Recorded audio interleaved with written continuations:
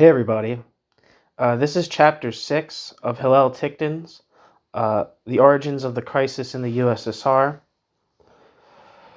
Chapter 6 is titled The Working Class. So here we go. The theoretical questions concerning the position of the workers in the USSR are twofold. First, we have to examine the nature of labor power in the USSR. Second, we have to consider the conditions for the formation of the workers as a class, and hence the forms that prevented the coming into being of the class, and the nature of the new forms being introduced. We have argued that the Soviet worker controls his own labor process, but not his product. He is alienated from his product, but he does not sell his labor power. There are two aspects to the nature of labor power in the USSR. First, the worker does not have any choice about working or not working. The worker has to find employment or accept state punishment. Second, the worker does not wholly relinquish control over his labor power. New section. The sale of labor power. Every Soviet citizen has to work. The parasitism law ensured that anyone who did not work could be deported to Siberia or receive other punishment. Under Stalin, of course, draconian labor laws meant that workers could be imprisoned for contraventions of labor discipline, and they were unable to leave their enterprises without the factory director's agreement. Moreover, a substantial section of the workforce was in labor camps. Even under Stalin's successors, workers have been confined to particular localities through the internal passport system, and further controlled through the labor books and personal files held on them. Workers in military-related industries are under military discipline. In short, the labor force of the USSR is controlled. Some workers, however, are able to move from one factory to another, and they do so in search of better conditions, but this hardly constitutes a labor market. Rather, workers are simply taking advantage of full employment to change their jobs. Real pay differentials have eroded over time to the point where most workers are in a very narrow band within the wage grade structure. Until recently, they could not be dismissed without another job being found for them. It is no wonder that Oleg Bogomolov could state that labor in the USSR is semi-forced labor.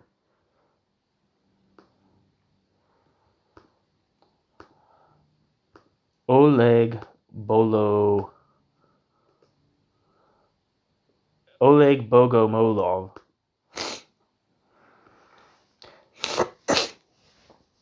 According to Wikipedia, Oleg Bogomolov was born in 1950, and Oleg Bogomolov was the governor of Kurgan Oblast, Russia.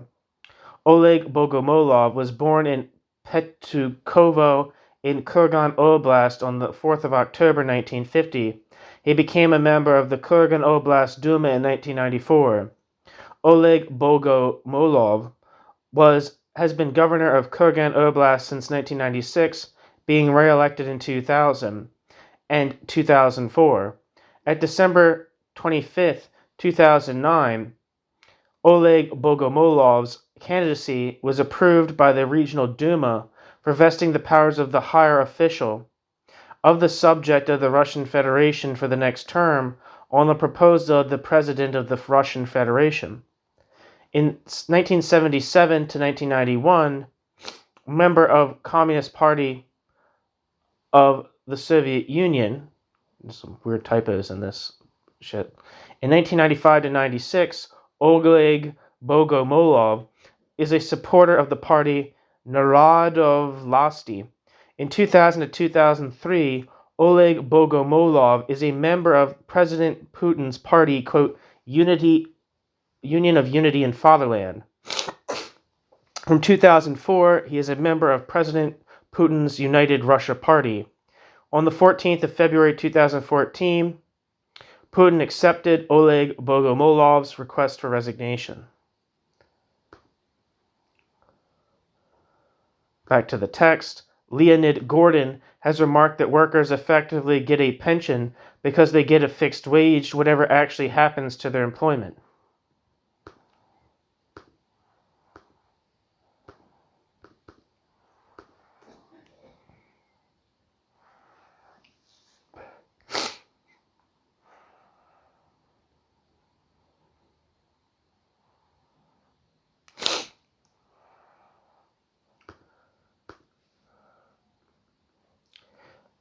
The picture that emerges, therefore, is of a worker who is directed to work. In return, that worker gets a certain reward, which is less dependent on skill or work than on other factors. Indeed, the rationing system, particularly in the post-1988 period, has used factories as the unit of distribution. This further reduces the meaning of the wage. Since money is not money in the USSR, an extra few rubles per month is meaningless, and even an extra 50 may be less important than a series of other factors such as contacts, the location of the workplace, and so forth. Workers in the same sector tend to have similar real incomes, whatever their skill and attitude to work. The real division in pay is between pay for men and pay for women, since women get at least 1/3 less than men. Since the family remains the basic societal unit, it is family income that must be compared, and that tends towards equality for workers. We have defined the elite and intelligentsia in relation to the form by which they control the extraction of the surplus product from the direct producer. Similarly, the workers in the USSR have to be defined as all those whose occupation involves alienating their labor power and only alienating their labor power. In other words, they are not in charge of others alienating their labor power, like the elite, or assisting in the extraction of surplus product from others, like the intelligentsia. We therefore argue, along with modern Soviet economists, that workers do not sell their labor power. They alienate their labor power in a particular form. That form is what is typical of Soviet-style production. We will return to this discussion below in the section on wage reform. New section. The labor process and change is demanded.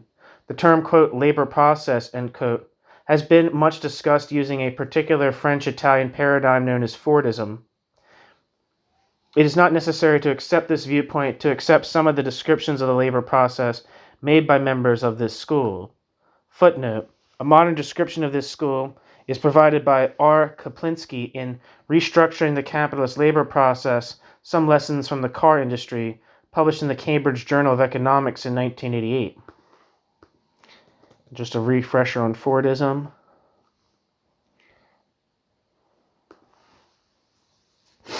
Fordism is an industrial engineering and manufacturing system that serves as the basis of modern social and labor economic systems that support industrialized, standardized mass production and mass consumption. The concept is named after Henry Ford. Fordism is used in social, economic, and management theory about production, working conditions, consumption, and related phenomenon, especially regarding the 20th century. Fordism describes an ideology of advanced capitalism centered around the American socioeconomic systems in place in the post-war economic boom.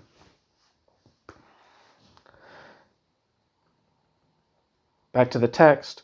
Mass production is seen as having certain costs. Workers lose their incentive to work to requirements.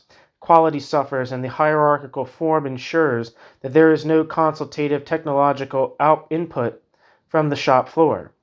In addition, workers become specialized to particular occupations, and hence flexibility becomes the new watchword. An alternative form, where the production line is replaced with less specialization, and hence greater worker control and responsibility, is now more successful, particularly in Japan.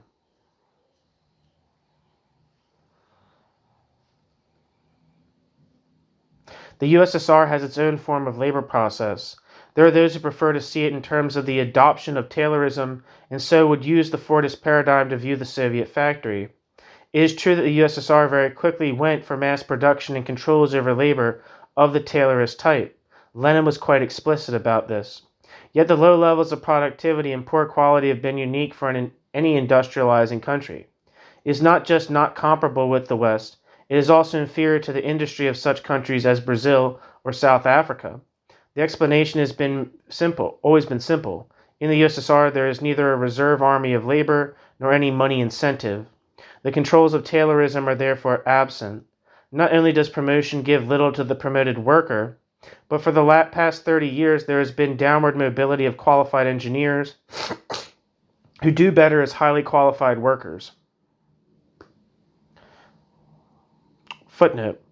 The wage grade system used has meant that most workers, skilled or unskilled, remain in wage grades 3 or 4. The few that move up to grades 5 or 6 effectively do so through age and contacts. End footnote. Footnote. In 1987, there were 578,800 workers with higher education. End footnote.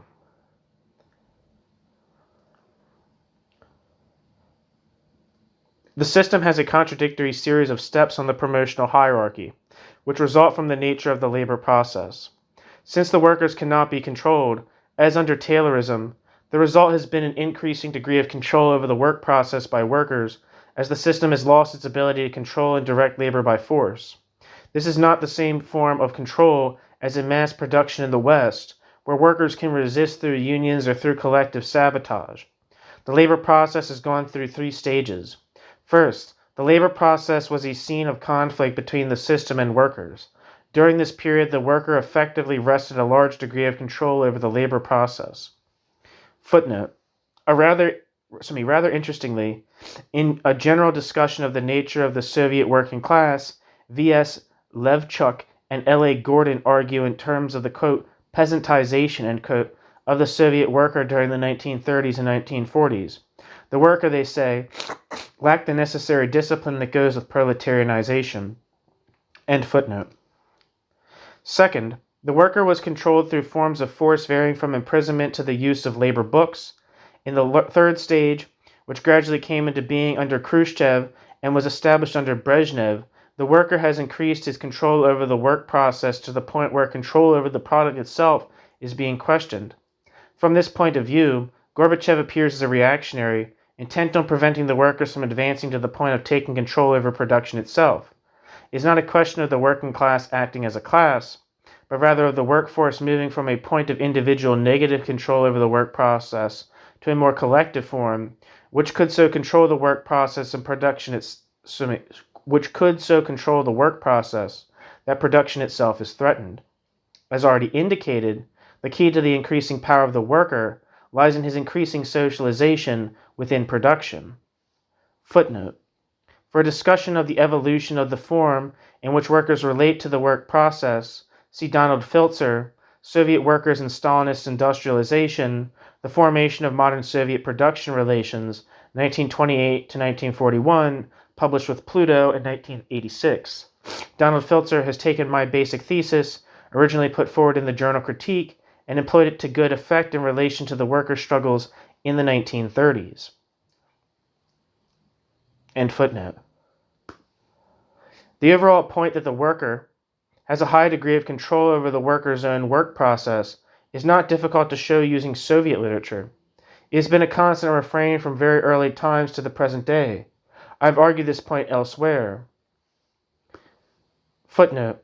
See H. Ticktin, The Contradictions of Soviet Society, and Professor Bettelheim. End footnote. Suffice it to say here that because the members of the norm-setting committee include manual workers, and it is in the interest of the factory management to collude with them in order to achieve an orderly result, the whole drive of the enterprise is toward the acceptance of a rate of work largely determined by the workers. The result is described quite graphically today by various reformers. Footnote. N. Remar points out that many workers overfulfill their work plans by 130 to 150%. Remar states that the average level of possible plan fulfillment is understated by 25 to 30%. 50% overfulfillment is normal. In fact, workers tend to work up to a certain limit beyond which they do not go in case their norms are raised. End footnote. The difficulty of introducing a new technology in relation to the labor process is not unique to the USSR. Footnote. See Kaplinsky, Restructuring the Capitalist Labor Process. End footnote. On the other hand, the extent of the problem is such that it becomes unique, especially in its very close linkage to the labor process. It is this negative control that threatens the Soviet economy. It is also what Gorbachev must break if the elite is to survive. In theoretical terms, we may point to the way in which the process of atomization, which involves this particular individualized relation in the work process, has broken up the homogeneity of labor under capitalism. In Marxist terms, we have to argue that abstract labor does not exist in the USSR. In other words, the rate of work is different across the economy. is determined through an individual bargain in each unit. That, of course, might be expected because, after all, atomized control over the labor process can only mean that there would be a tendency for each worker and each group of workers to establish their own pace of work. One contemporary writer put it this way, quote, "Our research confirms that most general engineering work rates are not homogenized and are not equally taught," end quote. Footnote, something in Russian. End footnote.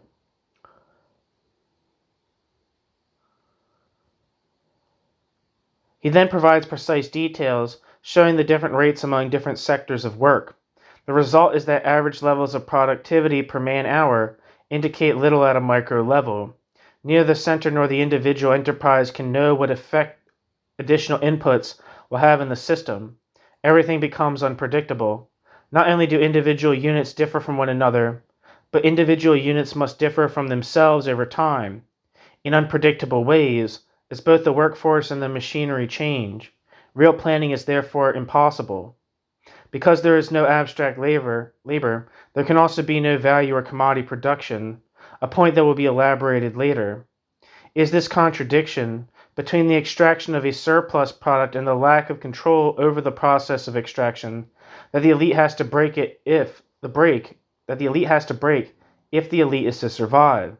The logic of the system is toward the establishment of homogeneity over the labor process, but the only means of doing so is organizational and consequently inevitably flawed. There is no way of controlling workers at the point of production other than through economic forms of coercion or through democratic involvement in the system itself. The market is a particularly brutal way of compelling the worker to comply with the competitive framework through threats of unemployment and a lower standard of living, but it works. The alternative is a system of self-management from the top of the society downwards. There is no third way. The increasing inflexibility of the worker in relation to the work process is crucial in understanding both the rigidity of the economy and the economy's decline.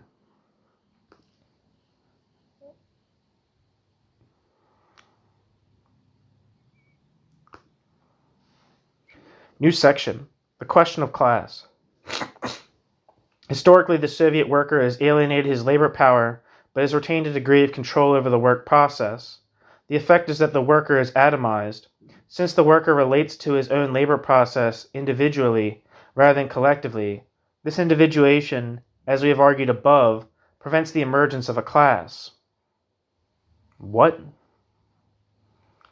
In principle, the whole nature of the Soviet regime is determined by the Soviet regime's ability to atomize the workers through the particular political economy that came into being in the late 1920s.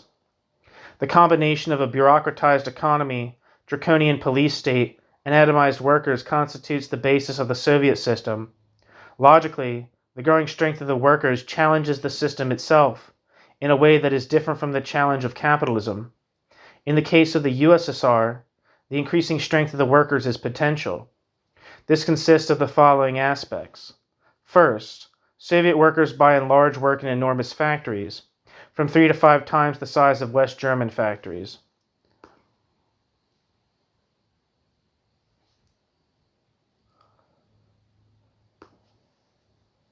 They often live close by, in the same area, and in the same apartment buildings.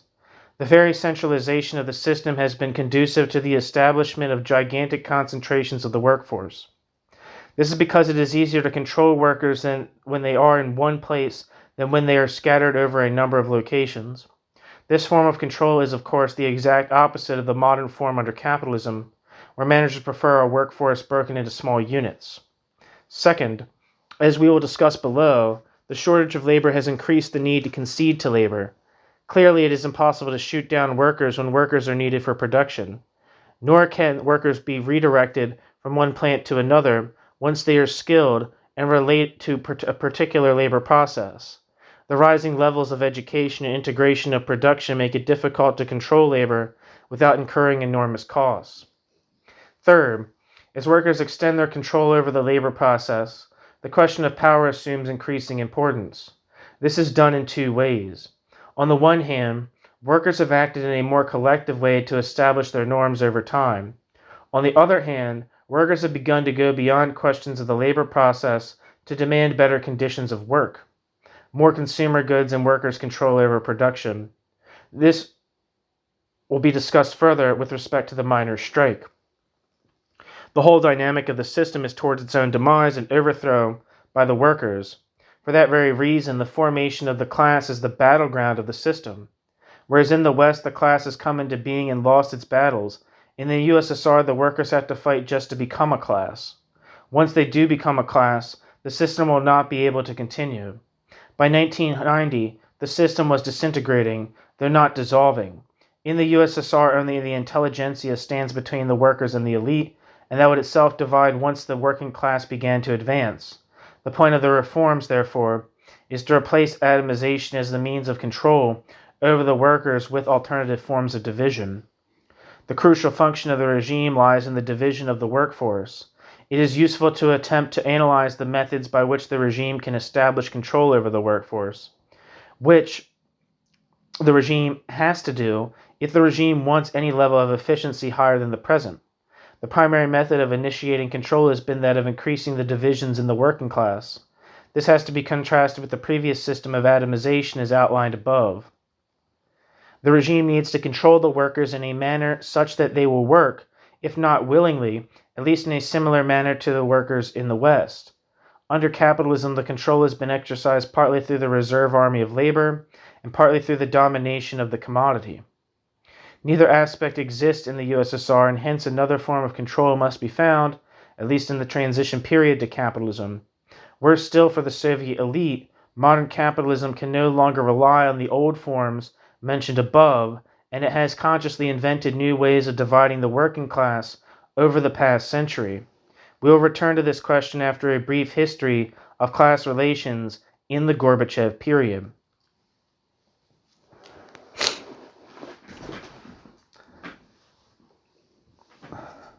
New section: Reforms and the process of establishing control over the working class. Where am I?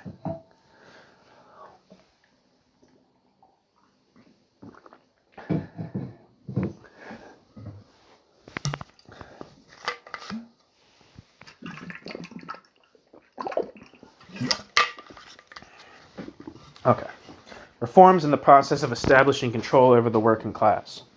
Social relations in the USSR are essentially based on the contradiction between the form of control over the surplus product and that over the labor process. Whereas the elite have a large measure of control over the surplus product, the elite's ability to direct labor in the work process is severely limited. Gorbachev's reforms are necessarily directed to removing this contradiction by establishing full managerial control over the labor process. The attitude to the workers has changed over the Gorbachev period. In the first instance, as already noted, there was hardly a Gorbachev speech in which Gorbachev did not attack the workers for not working hard enough. In 1988, however, the policy changed. Organizational and disciplinary measures had failed. The market reforms were held up. The workers had to be mollified. Consumer goods production was stressed, and the usual faster rate of growth of producer goods ended.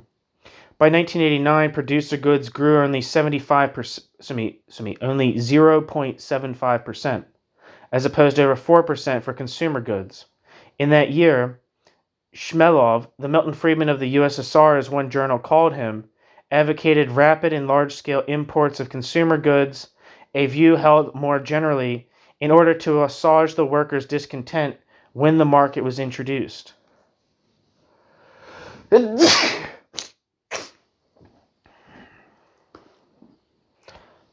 Footnote: see Stuart Anderson, Nikolai Shmelyov, the Russian Milton Friedman, in Block, 1989.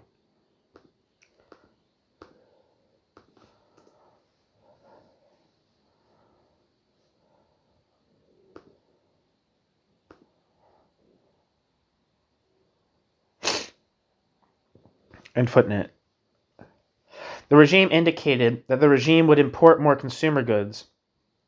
It had become clear that no change to the market was possible without the agreement of the workers, whether through passivity or direct consent. The next section focuses on the interaction between workers and the political leaders. New section, the position of the workers in perestroika. Under Gorbachev, there has been a definite attempt to appeal to workers, as well as an effort to control workers more strictly.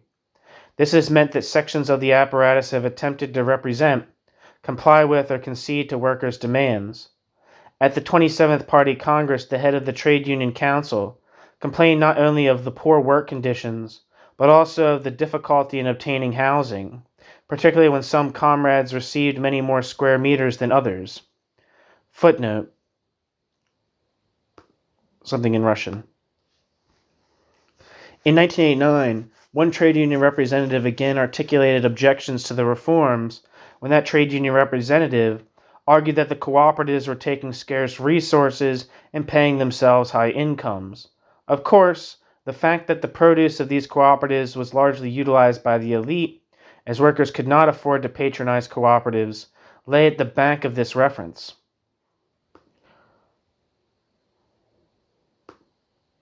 The July 1989 miners' strike also led to demands for the abolition of the cooperatives.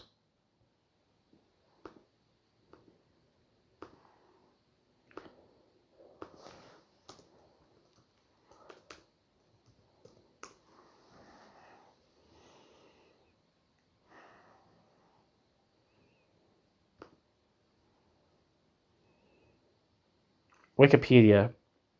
I'm assuming this is what is being referred to. The 1990s Donbass miner strikes. Strikes by coal miners in the eastern Donbass region of Ukraine occurred throughout most of the 1990s. Beginning in 1989, coal miners went on strike against poor pay amidst poor economic conditions. Originally part of the 1989 Soviet miners' strikes, the demands of the miners in the Donbass also reflected sentiments in favor of Ukrainian nationalism, and they were supported publicly by pro-independence groups such as the People's Movement of Ukraine.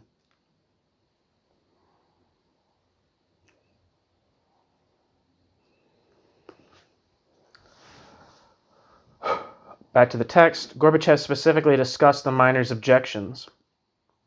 Footnote. In Pravda on the 19th of July, 1989, Gorbachev refers to the demand that cooperatives be closed down and states that he is against speculation but questions whether demands for higher wages and social reforms without considering the effect on the performance of the enterprise are the best way forward. Gorbachev then caves into the miners and says that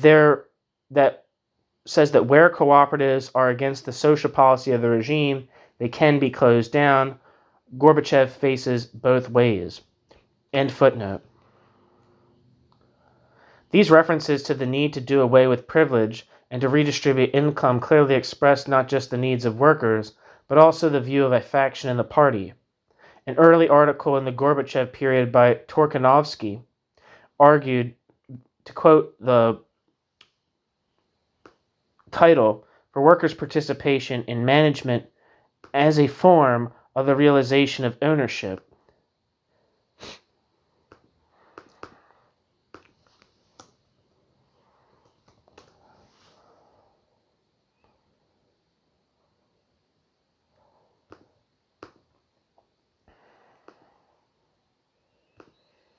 In effect, Torkanovsky's discussion piece, it appeared in the discussion section of the journal Вопросы экономики, tries hard to put the case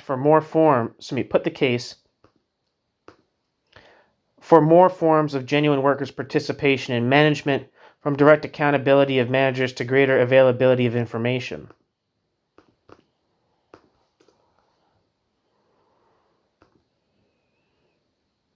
According to Wikipedia, Вопросы экономики is a Russian theoretical and peer-reviewed academic journal for economic studies.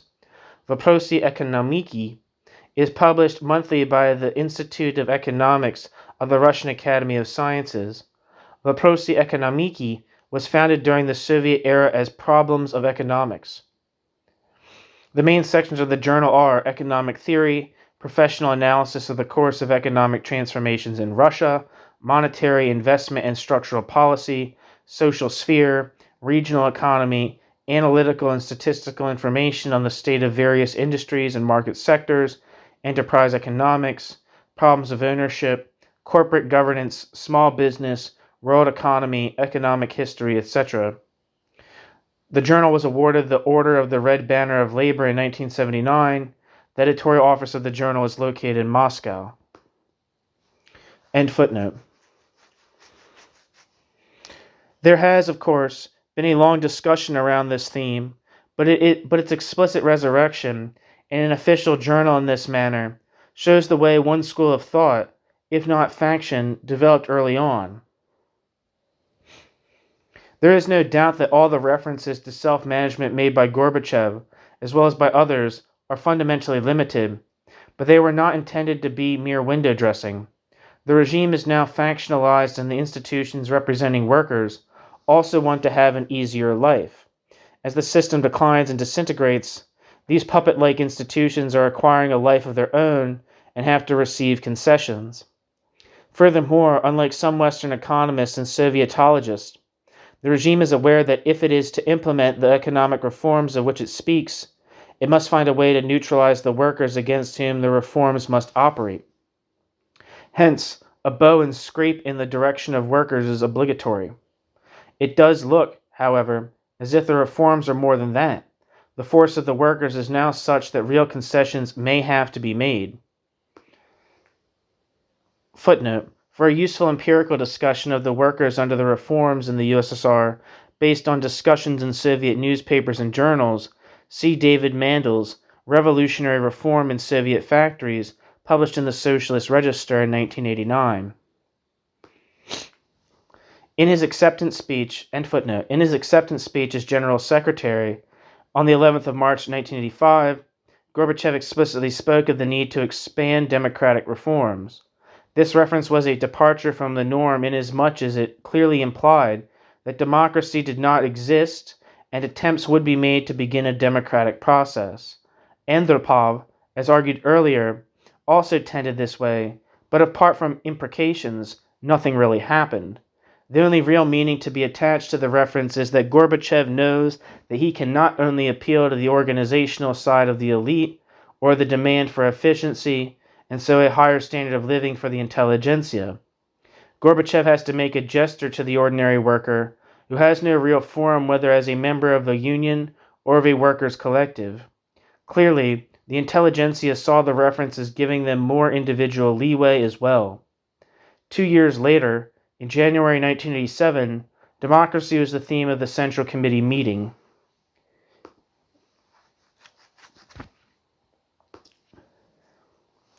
Elections became the order of the day, except that elections to the post of factory director were made so indirect as to raise the question of their meaning.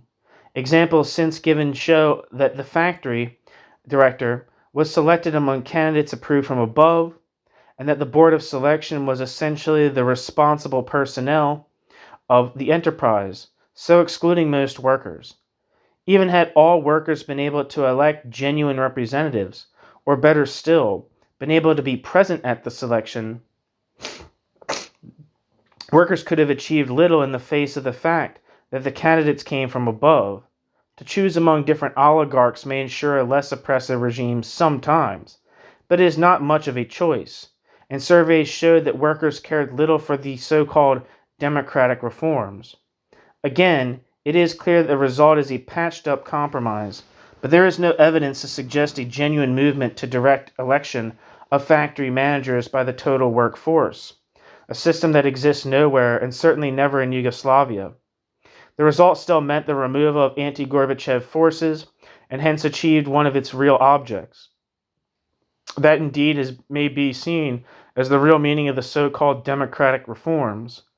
Academician Rumiantsev put the matter of the, quote, democratic reforms, end quote, in a clear perspective. He declared, in a report of an economic conference held toward the end of 1986, that the USSR was moving from, quote, dictatorial democratic centralism, end quote, to, quote, dergist democratic centralism, end quote.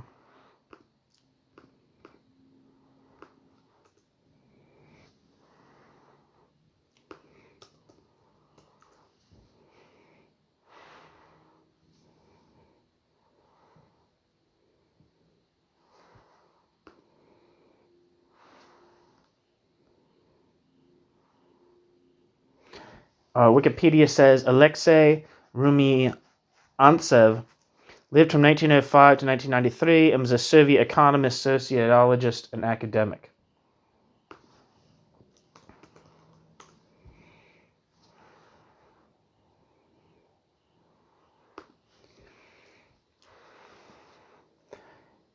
Durgism or Durgism, Dirigism or Dirigism is an economic doctrine in which the state plays a strong directive policies role, contrary to merely regulatory or non-interventionist role, over a market economy. As an economic doctrine, dirigism is the opposite of laissez-faire, stressing a positive role for state intervention in curbing productive inefficiencies and market failures. Dirigist policies often include indicative planning, state-directed investment, and the use of market instruments, taxes and subsidies, to incentivize market entities to fulfill state economic objectives. The term emerged in the post-World War II era to describe the economic policies of France, which included substantial state-directed investment, the use of indicative economic planning to supplement the market mechanism, and the establishment of state enterprises in strategic domestic sectors. It coincided with both the period of substantial economic and demographic growth, known as the Trente Glorieuse, which followed the war, and the slowdown beginning with the 1973 oil crisis. Dirigism has subsequently been used to classify other economies that pursued similar policies, such as Canada, Japan, the East Asian tiger economies of Hong Kong, Singapore, South Korea, and Taiwan, and more recently, the economy of the People's Republic of China after its economic reforms, Malaysia, Indonesia, and India after the opening of its economy in 1991.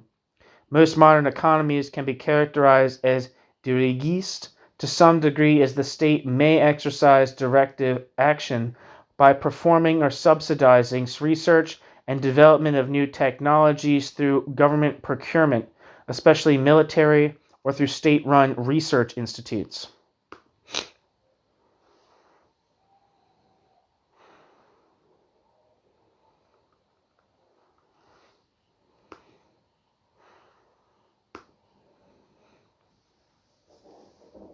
The elections to the newly formed Supreme Soviet held in February-June 1989 provided a new focus. Indeed, worker deputies did put forward different views, yet the unofficial opposition, led by Yeltsin, apparently called for an end to the miners' strike, laid great stress on the market, and did not include any demands for greater equality in the system. On the contrary, because it is a marketeer opposition, it supports Gorbachev's campaigns against, quote, leveling.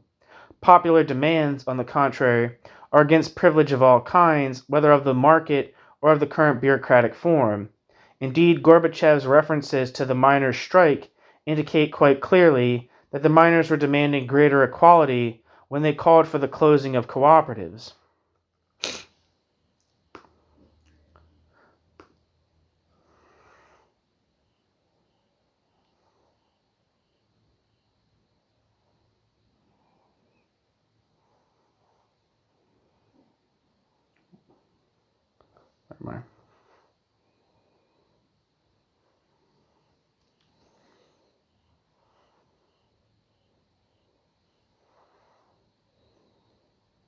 Okay. No party of a Marxist type could be allowed to exist in the USSR, since it would demand the abolition of any elite and therefore of privilege of any kind. It would adopt Lenin's dictum that no one should receive more than the wage of a skilled worker, and it would call for the revolutionary overthrow of those who rule. Yeltsin, from this angle, is seen as a double-edged member of the elite. Yeltsin appeals to workers, and hence may unleash a worker revolution against his own will, while on the other hand, Yeltsin supports a reformed marketized system in which the elite would continue to function. The system has created its own acceptable opposition. From a worker's point of view, however, there is no real representation, even if the workers' grievances are being aired in some distorted form.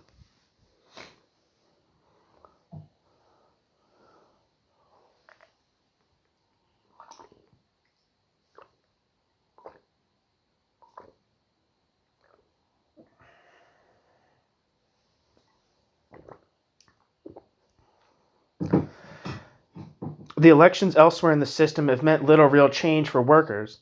They're still predicated on the principle of selection of candidates from above, although the actual personnel have indeed changed. Nonetheless, the acceptance of the principle of democracy is an enormous change in the USSR. Effectively, what has happened is that the workers have been told that if they behave themselves, they will have not only a higher standard of living, but also the opportunity to improve their conditions of work through being able to control their management by election. The actual change has been minimal, but the potentiality appears exciting. Of course, the trouble is that no one really believes that Gorbachev will deliver, since, in spite of all the words and apparent changes, little really does change for the ordinary worker. By the last quarter of 1989, the democratic facade has faded. Election of managers was abolished by the Congress of People's Deputies. Footnote: Pravda, on the 6th of April 1990, reported that a new law on the appointment of managers, which would remove their election, had been prepared by the Council of Ministers to be passed by the Supreme Soviet. End footnote.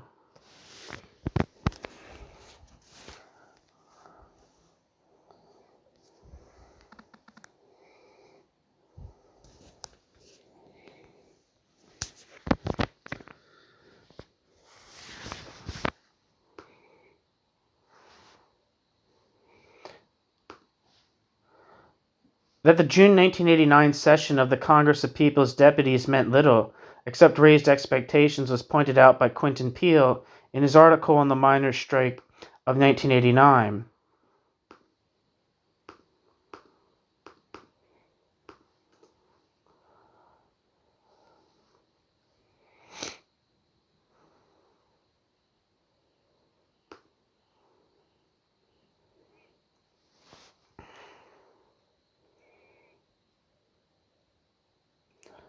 I'm not really finding anything for Quentin Peale. There's something from the Institut Montaigne that says Quentin Peale, Associate Fellow of the Europe Program at Chatham House.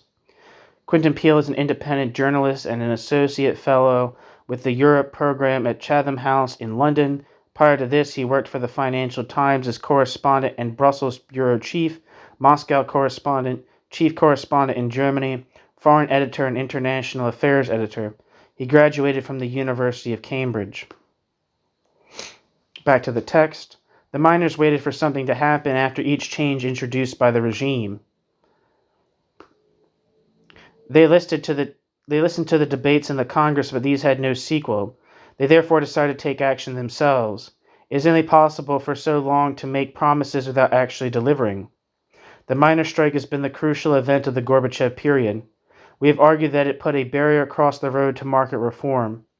The workers have said quite clearly that the workers do not want private enterprise, involving, as private enterprise does, higher wages for those who work in it and better supplies for the Soviet elite. I don't know if I'm... Yeah. Exactly what the miners wanted became an object of debate, with the different sides trying to get the miners to support them. Different manifestos have been published. Perhaps the most accessible is that published in Vопроsi Ekonomiki, which we talked about before, in February 1990, wherein the miners demand equality with management, which they want to be directly elected and recallable by the electorate.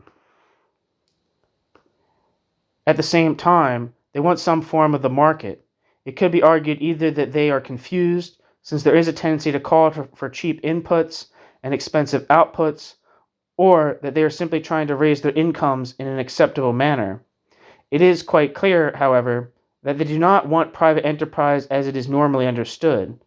How could there be private enterprise if the management of the factory or enterprise were directly appointed by the workers and responsible to it?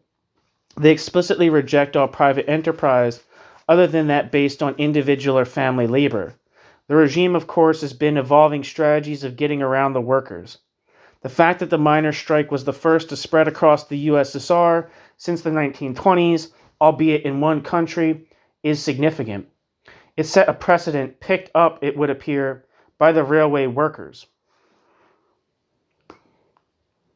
Footnote: see the article attacking the miners' strike in Izvestia, 7th of September 1989, in which a complaint is made that production has become more irregular because of the failure of the railways to deliver, consequent on the strikes. End footnote. The regime is trying to respond by containing the strikes both by law and by making it a matter of confidence in the regime itself. The political attempt to hold back strikes can only further politicize the strikers. Strikes were made illegal in the energy industry, among others, for an 18-month period from late 1989.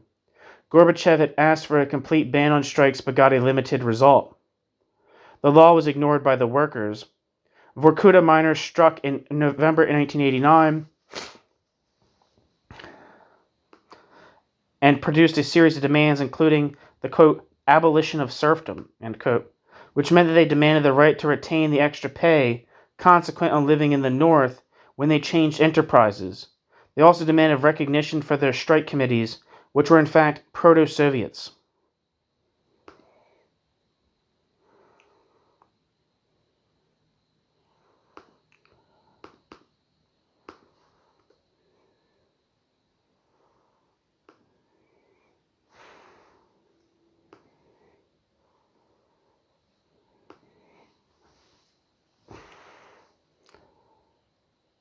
Wikipedia says, Vorkuta is a coal mining town in the Komi Republic, Russia, situated just north of the Arctic Circle in the Pechora coal basin at the river Vorkuta. In 2010, its population was 70,548, down from 84,917 in 2002. Vorkuta is the fourth largest city north of the Arctic Circle and the easternmost town in Europe. It is also the coldest city in all of Europe, boasting a record cold temperature of negative 52 degrees Celsius or negative 61 degrees Fahrenheit. Vorkuta's population has dropped steadily since the fall of the Soviet Union, when mines were privatized and many people began moving farther south. Many of the mines have been abandoned, and by September 2020, the city's estimated population was only about 50,000. A report in March 2021 described the villages in the area as, quote, ghost towns, with many, quote, abandoned structures, end quote.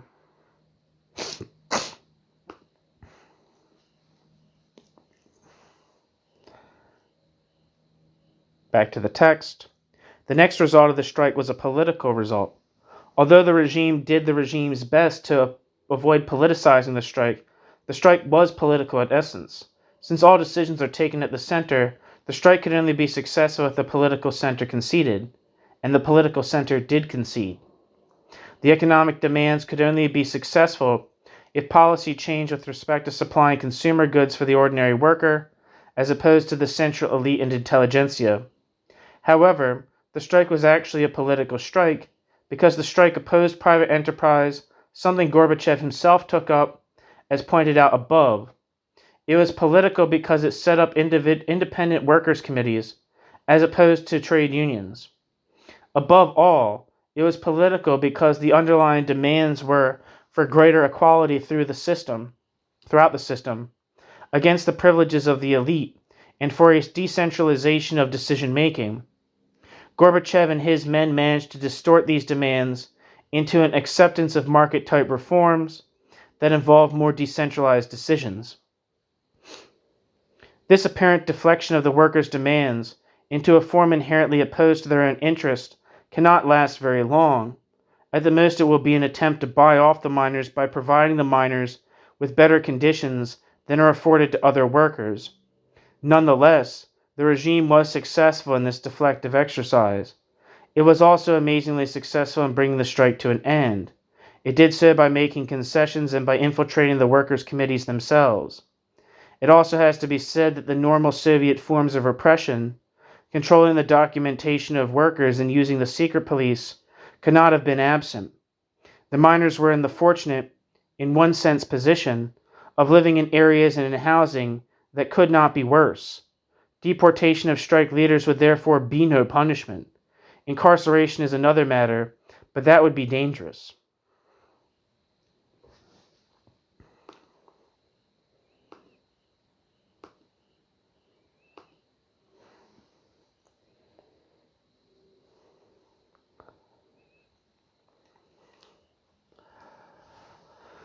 New section. The nature of actual and potential divisions of the workers. The regime in the USSR has tried a series of measures to divide and control the workers over the last 60 years. The primary method of control has been one of atomization, as discussed above, but atomization has also involved a fragmentation of the workforce.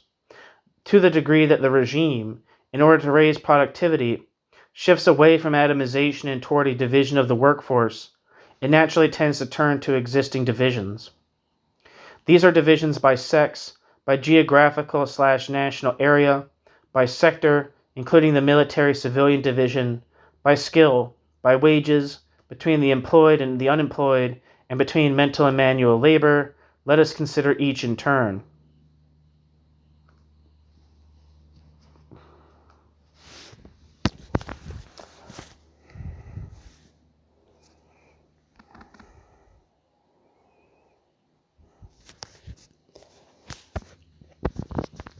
New section.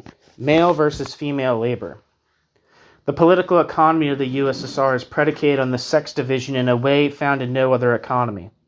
A country where 90% of women work full-time is very different from one where a majority of women do not work. For that reason, the significance of the underpayment of women is different in Western economies than in the USSR. Women in the USSR work by and large in the consumer goods industries, in distribution, in the postal services, in health and education. Women are clerks, bookkeepers, teachers, doctors, nurses, cashiers, and counter assistants. They are cleaners, janitors, street sweepers, and field hands in agriculture. They tend, therefore, to perform the jobs that are least well paid and least skilled.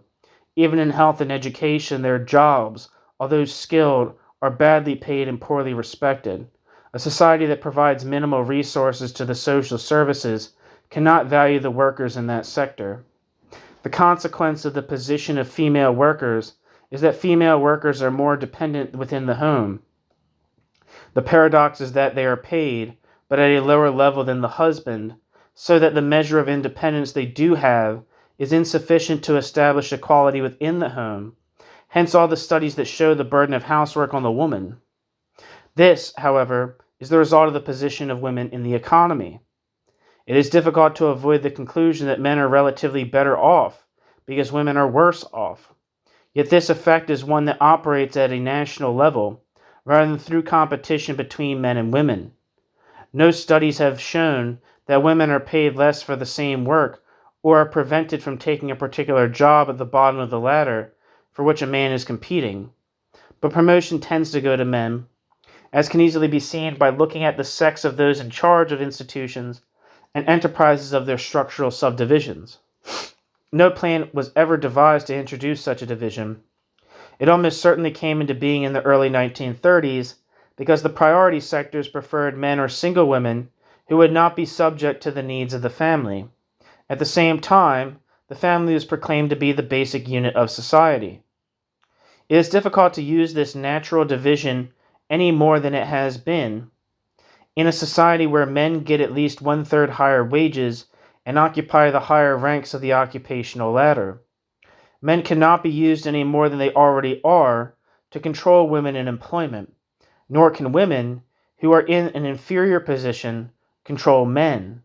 The regime may, of course, count on the docility of women who have to support children, but they might well be disappointed given the history of towns going out on strike with women playing a crucial role. On the other hand, it might be easier to apply the market reform to the consumer goods industries, where women are dominant, on the principle that they are second earners, and hence could be more easily dismissed. Certainly that viewpoint has been held by various economists for a long time. Indeed, light industry has already had the principles of the reform applied to it, such as they are. To the degree that the regime changes to the market, however, the existing division could be employed to ensure stability. Women could be dismissed from employment in order to make up the complement of some 15 to 20% of the workforce estimated to be redundant. Such proposals have long been put forward. If daycare centers, nursery schools, and the like are closed down or considered costly in a market environment, then certainly it is women who will suffer. Of course, if the market is introduced on top of the existing social structure, then questions of pay, promotions, and admission to jobs formerly occupied by one sex will become much more important, and sexual competition will become normal. In the absence of any genuine unions, and with the individualization of the worker still operative, it is possible that this division will be effective for a period of time. Everything would depend on the relative speed of introduction of the market and of genuine workers' organizations. New section, privileged versus non-privileged regions.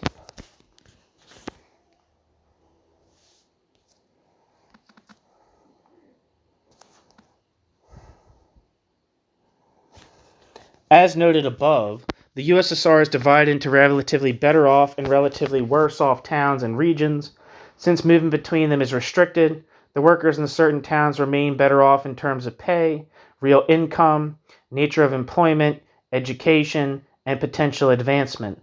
Such workers are privileged and would tend to accept the regime more readily than workers in other regions. It is noteworthy that one of the demands of the Vorkuta miners was that the, quote, budget and other privileges of the capital towns be abolished, end quote. Furthermore, the influx of workers from outlying areas who live illegally in towns like Moscow has created a division akin to the immigrant versus indigenous worker antagonism that exists in many capitalist countries.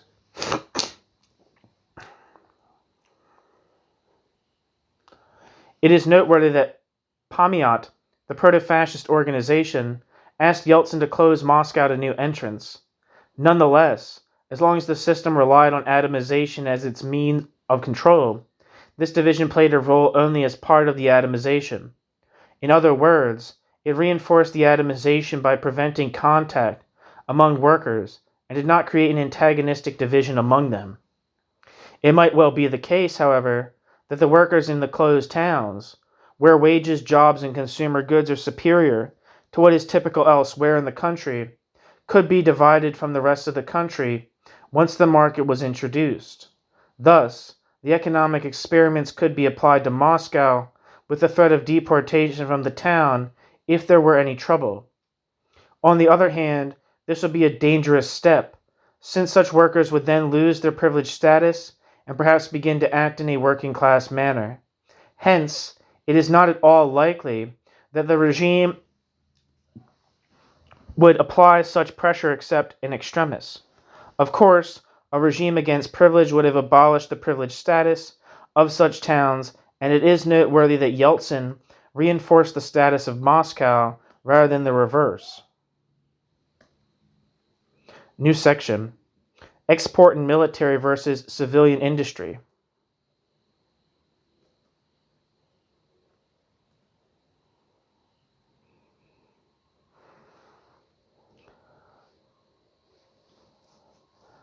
Workers are privileged in particular sectors of the Soviet economy. Historically, heavy industry, military industry, and the export sector have been given priority. This meant that workers in these areas were better paid in reality as well as nominally. In the military sector, they were also under military discipline. They were not able to leave the factory without the agreement of the director.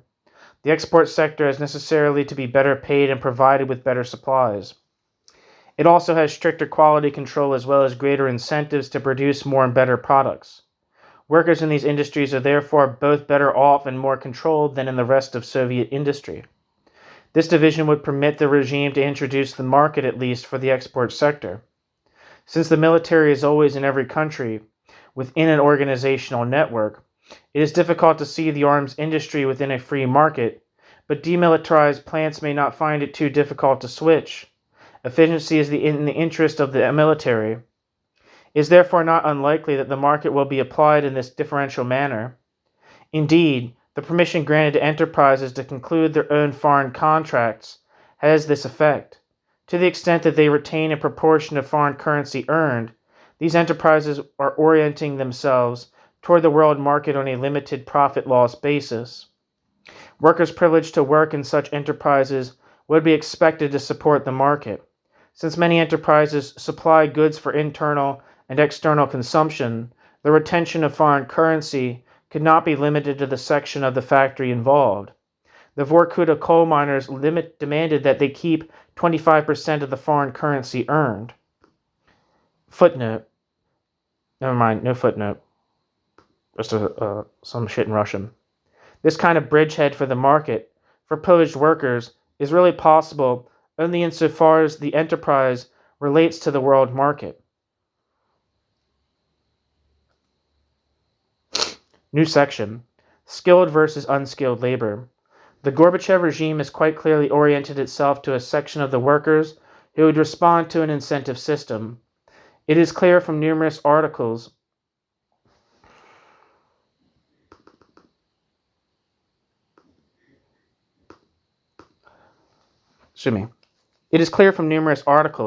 that this is the way they intend to go.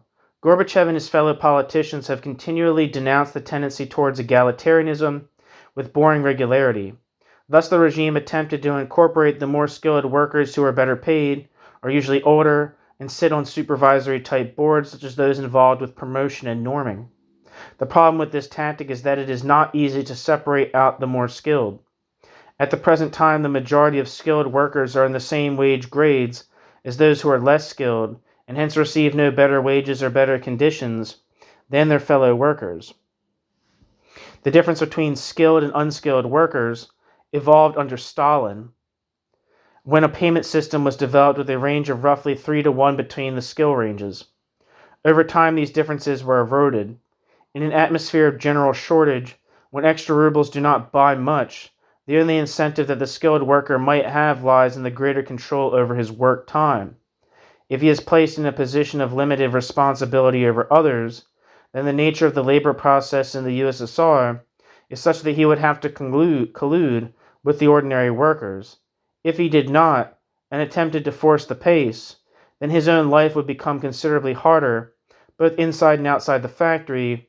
The aristocracy of labor, which might have existed under Stalin, is more limited today. It would have to be recreated in order to introduce a section of the workforce that supported the reforms, whether pre-market or market.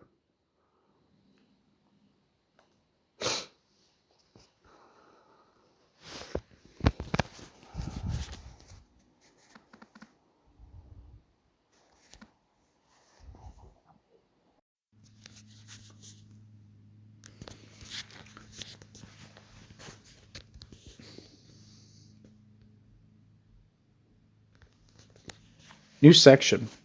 White-collar versus blue-collar labor. It has been a feature of the Stalinist regime that it placed itself between the intelligentsia, the skilled white-collar group, and the manual workers. It played up suspicion of the intelligentsia as a privileged group, contemptuous of workers. There can be no question that most white-collar workers stand opposed to the ordinary worker.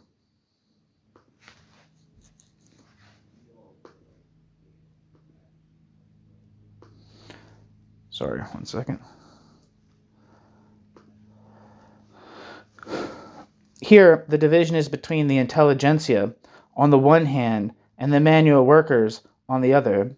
It involves both the highly skilled white-collar workers of the factory and the bureaucrats of the regime as a whole. Gorbachev produced the figure of 18 million bureaucrats, which he said had to be cut down to size. Similar remarks have been made of the staffs of factories.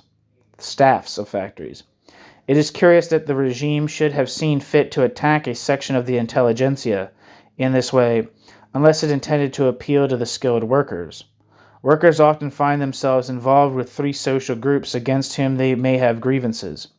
One is their supervisors, including the whole hierarchy of staff in charge of workers. A second is local officials, and a third those in charge of distribution, who are widely regarded as corrupt. It is very much looked as if the regime has been prepared to throw to the wolves the section of the elite involved with distribution, and with them the workers in that sector. The elite calculation that their political concessions, as well as salary increases, will keep the loyalty of the intelligentsia as a whole, even while they attack sections of the intelligentsia and their own elite, is probably correct. Second, populism might indeed make life easier for sections of the working class, and that lower-level bureaucrats might become more responsive and lower factory executives more flexible and hardworking. New section: Supervisors versus labor. Within capitalism, the division between foremen and laborers has been the traditional method of control over labor within capitalism. In the USSR, however, complaints about the low pay of foremen and the unattractive nature of the job are rampant.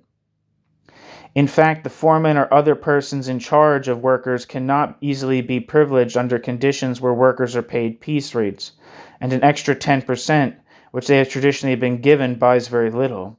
It is only if foremen have the possibility of further occupational advancement outside the range of the workers' contempt that they are likely to function as genuine controllers. With the current low level of social mobility, that is not likely. Again, in the West, the fact of control by capital permits the foreman to arbitrate, and for that even to be respected. But in the USSR, there is no accepted mode of control. Those who do control are viewed as corrupt usurpers. Hence, a foreman can only be regarded as a lackey if he performs according to orders from above. This is really a reflection of the fact that workers control their own work process. With the collaboration of the foreman, and hence any attempt to break this feature of the Soviet social system would put the foreman at the sharp end of the class struggle in the USSR. Indeed, it is clear that the brigade system is intended to achieve just this objective. The new norming decrees of December 1986 did place pressure on those in charge of workers to increase the speed of the production line to conform with the potential of the machinery. By changing the pay structure and the position of those in charge of workers, the regime hopes to obtain crucial allies among the skilled, supervisory, and ambitious workers. It is utopian, however, to imagine that, short of the introduction of a reserve army of labor, workers will voluntarily surrender their existing control over the work process. We have stressed this aspect of the reforms because the reforms themselves will only have a possibility of success if this section of the workers is prepared to collaborate. New section: The necessity for control measures. The upshot of this discussion of control over the working class is that the regime relies very heavily on a particular form of appeal, which requires a lot more attention if it is to have any chance of success. Given that the regime is unable to take on the workers directly, measures to establish an alliance with skilled workers probably involve a direct defeat of the ordinary worker. This is most unlikely, although that does not mean that the regime will continue to muddle on with its policy. It is also to be noted that such a policy would involve downgrading the other divisions that are now counterproductive. The introduction of the market, or more market-type measures, does not change the need to use many of the measures examined above and new ones discussed below, such as the brigade system. The regime needs to divide the workers and to introduce further measures to control workers. In principle, a pure capitalism would rely on the domination of the commodity to establish control. But such a capitalism has long ceased to exist, and hence modern capitalism has used similar expedients to those discussed above. While quality control under capitalism is far better than in the USSR, it is significant that it exists at all. That is not enough to rely on the good sense of the worker. That it is not enough to rely on the good sense of the worker. New section: New measures introduced to control workers. New section: Quality control. Gross Priemka. The quality control system introduced in January 1987 failed for the simple reason that the plan would have been massively underfulfilled had it been strictly implemented.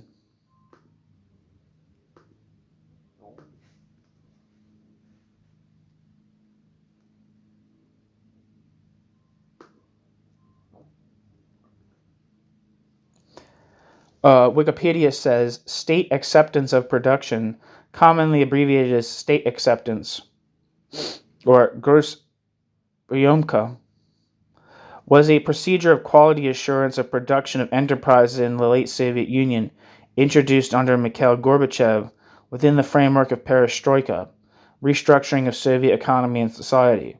The corresponding organs of the enterprises were also called Grosspriemka. The main state organ in charge was called Chief Administration of State Acceptance and was subordinated to Gosstandard. This initiative failed to achieve its goals in full. After the dissolution of the Soviet Union, Grosspriemka was abolished. Back to the text. Grosspriemka led to a decline in production in January-February 1987, with the overall increase in production for the first 9 months of 1987 at just 2.5%. In fact, this is a reflection of the refusal of workers to raise their standards. This policy has been particularly cited as leading to working class discontent. The regime also consequently compelled to retreat, and reports indicated that failure to pass the test did not necessarily lead to lower pay of workers. Production was allowed to pick up when the strict testing of quality was relaxed. Officially, the campaign goes on, but it has failed as it had to fail. When there is no competition, whatever is produced can be disposed of, and consumers require the goods even if they are not quite what is required. Above all, workers will not work harder merely because of exhortation from above. The whole approach was idealist in expecting results simply by decree. Some description of quality control has been provided in the journals and newspapers. The picture that emerged is of a separate apparatus with a member of the intelligentsia in charge, with considerable authority to inquire into the workings of the factory. Refusal to accept production is his only real sanction, a sanction so drastic that it is not an option.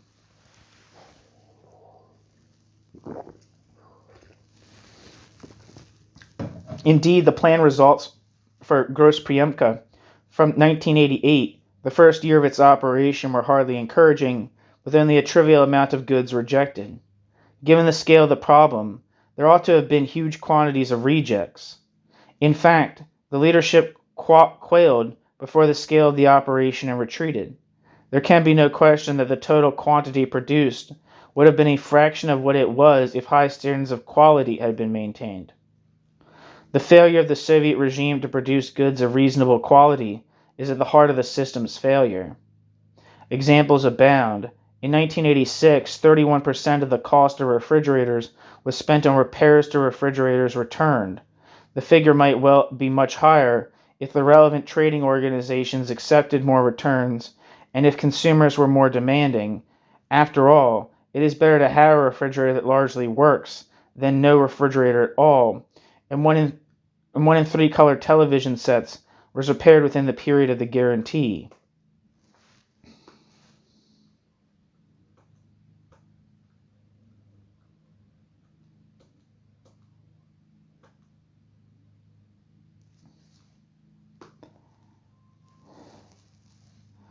Sorry, 1 second.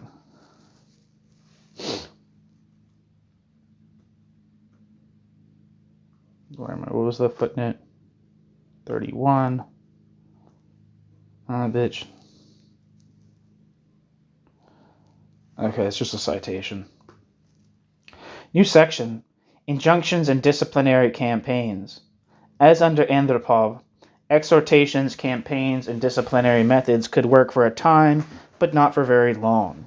After a certain point, the injunctionary effects wears off, and bureaucratic methods of dealing with the controls evolve.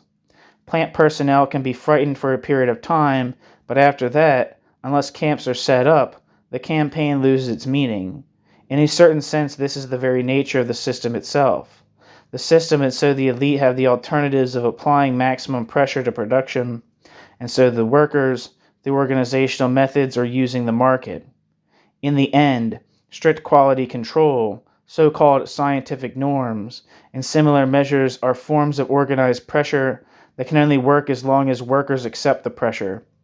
Once they do not respect their superiors, for whatever reason, whether because they are no longer frightened or they hold them in contempt as corrupt and corruptible individuals, their productivity is irrevocably affected in a deleterious manner.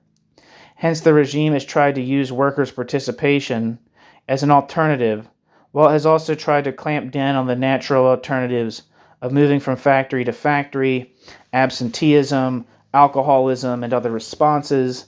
Nonetheless, these forms of control can only diminish with time. New section: the question of workers' participation. The alternative mode of proceeding involves more substantial concessions to the working class in the direction of workers' self-management or workers' participation and control over the enterprise. There has been a long debate on this issue, but thus far it has amounted to very little. On the other hand, modern production, with its high level of integration, requires consultation, not command. The need for greater consultation has been a theme in Soviet sociological and economic journals for some time now.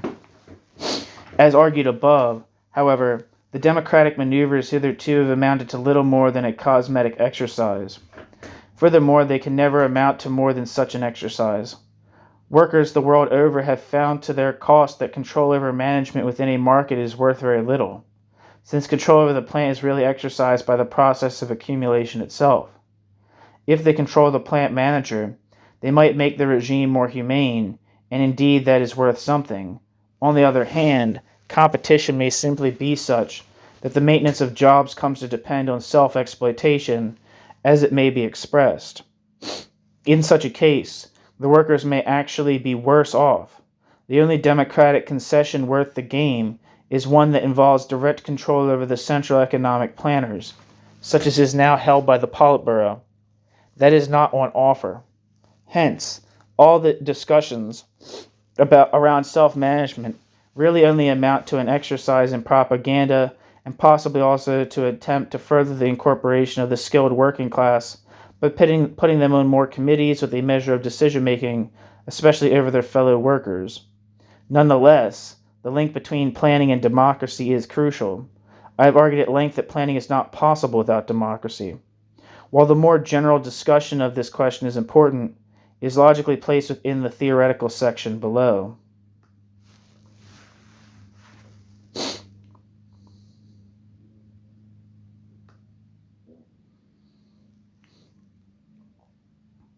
The interesting point here is the way in which it is now seen in the USSR. It is worth quoting the reports of speeches at a conference of the Economics Institute of the Academy of Sciences of the USSR. One Dzarazov, now head of a department of political economy, had this to say, quote, "The economic position of the person leads to an economically responsible relation to business. Lack of participation in management, its bureaucratization, when formal fulfillment of the plan becomes more important than the actual result, then waste is tolerated instead of achieving economies.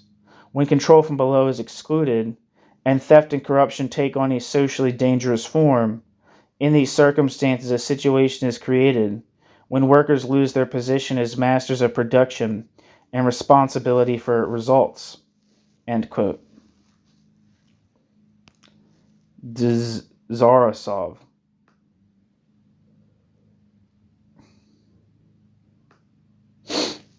In other words, some Soviet economists not only see the need for workers' participation as instrumental in raising productivity, but they are also aware of the impossibility of achieving genuine planning without control of the central economic planning system by all those involved in the economy. The reforms consequent on the adoption of the law on the state enterprise involved the election of managers. In fact, such elections were from a panel chosen from above. There could be no real discussion of different policies in the absence of different political tendencies among workers, and hence the result was at most the election of a director who would be more responsive to complaints from below. In the worst case, the result would be largely, though not entirely, cosmetic. There ensued a fight over the election rules. The logic of the law was that it had either to be abolished or to be extended to the point where everyone in the factory would elect the factory director by secret ballot. Nominations would come from below, and the different candidates would put forward different platforms. In the first case, the factory directors would be assuaged. In the second, the workers would begin to have some power. The factory directors, however, were totally opposed even to the very limited form of the change. By September 1989, the elections were dropped by decree of the Council of Ministers, something much appreciated by the Supreme Soviet.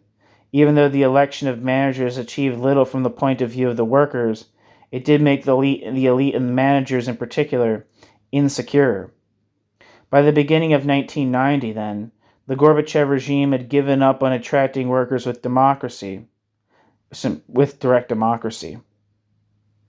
By the beginning of 1990, then, the Gorbachev regime had given up on attracting workers with direct democracy.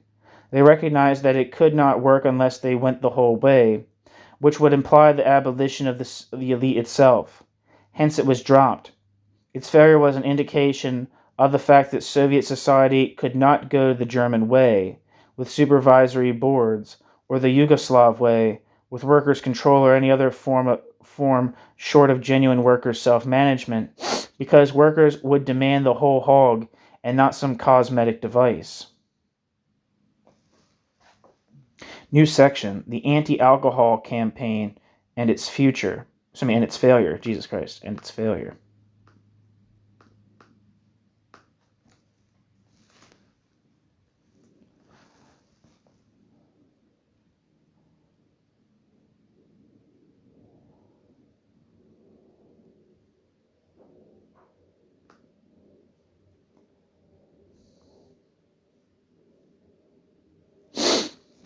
According to Wikipedia, the Wikipedia entry for prohibition in the Russian and the Soviet Empire, and the subsection titled Prohibition from 1985 to 1988. On the 5th of May, 1985, the Central Committee, the Central Committee of the Communist Party of the Soviet Union published in all newspapers in the Soviet Union the ruling named, quote, on the measures to overcome drunkenness and alcoholism, end quote. On the 1st of June, the sale of alcohol was restricted to 11 a.m. to 7 p.m. At the time of that prohibition, 140,000 hectares of vineyards were destroyed. The measure ended in October 1988. It is believed that, bracket, weasel words, end bracket, I don't know what that means in Wikipedia, I've never seen that before, weasel words. Among other things, the negative attitude towards this prohibition contributed to Boris Yeltsin's popularity compared to Mikhail Gorbachev. After the end of that campaign, the life expectancy dropped, even with respect to pre-campaign levels. Back to the text. The anti-alcohol campaign had particular importance for industry. Although the campaign had some effect, it was not sufficient according to the statements of the Central Committee and reports in the press.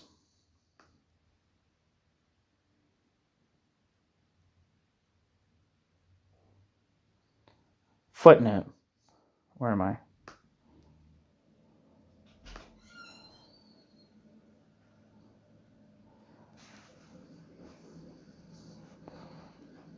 The Central Committee issued a decree that noted that the decree of the 5th of May, 1985, titled On Measures for Overcoming Drunkenness and Alcoholism, and other related measures have led to a, quote, healthier moral atmosphere in society and a strengthening of law and order, end quote. The decree asserts further that experience of the last 3 years has shown that where educational, economic, medical, and administrative legal measures were implemented in accordance with the principles laid down by the party, there were positive results. The coordinated efforts of party, Soviet, and law and order organs and social organizations have led to a marked reduction in instances of drunkenness at work and in public places. The situation inside families has improved, and there has been a reduction in the number of accidents. Also, drink-related crime has decreased. However, quote, radical changes have not as yet been achieved, end quote. This is due in part to the failure to take advantage of the wide possibilities for combating alcoholism and drunkenness in a sufficiently sustained way.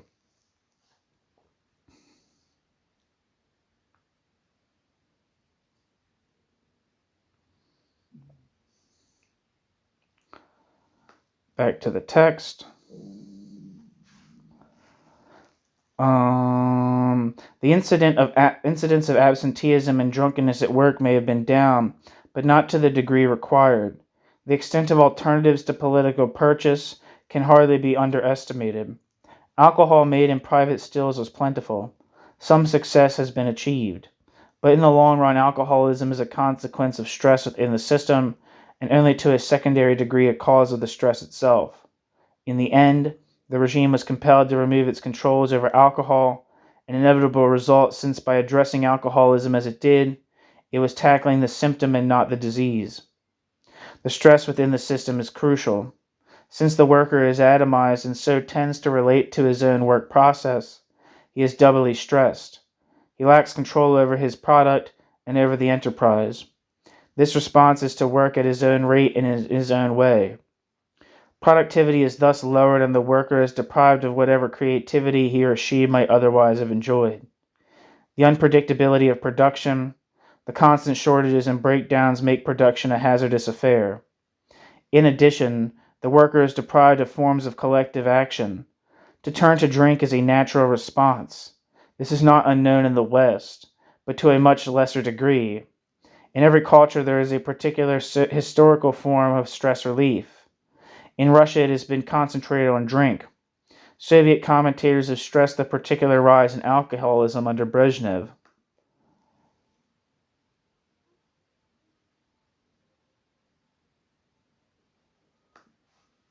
The real point, of course, is that the level of stress under a system in decline could only rise.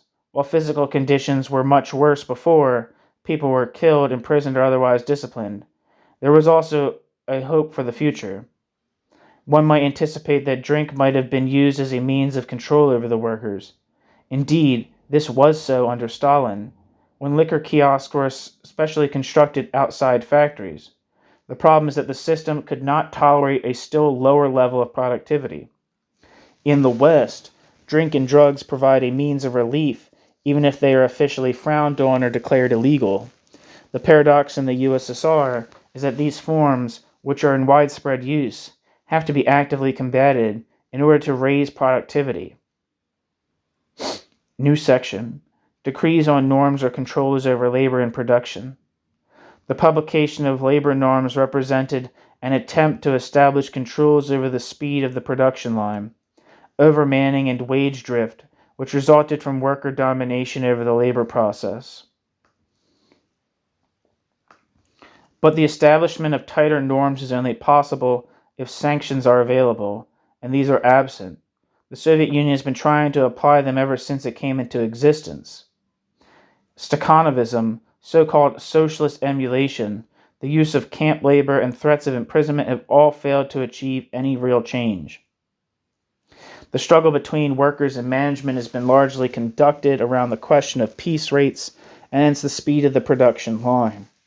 This has been symbolic of workers' attitudes to production. Zaslavskaya estimated that a third of workers work properly. In fact, the reason why workers are able to control their work process ultimately lies in their relative strength against the management. It always pays the management of the enterprise to collude with workers to have a defined output, but even if it is considerably below the potential level. There are only two ways around this problem. One is to go back to the use of prison camps and to terrorize the workers, but such a gross incentive system functions only to a limited degree. Since there is only a limited positive incentive, the quality of production under such a system is usually low. It is therefore not suitable for modern production. The second solution is that of the standard capitalist incentive system of unemployment plus real money. Modern capitalism, however, has been compelled to use a battery of workplace controls in addition to the penalty of firing or the reward of more money.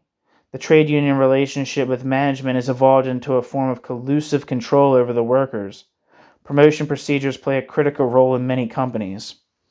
How can the USSR evolve into modern capitalism with powerful trade unions without giving away too much to the unions? Can promotion be so arranged that it proceeds in a less corrupt way than could be expected?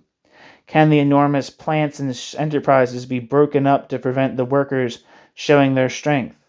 If the workers to these and other questions of the same kind are negative, then even with a reserve army of labor and consumer goods in the shops, it is highly likely that the workers' existing control over the labor process will continue.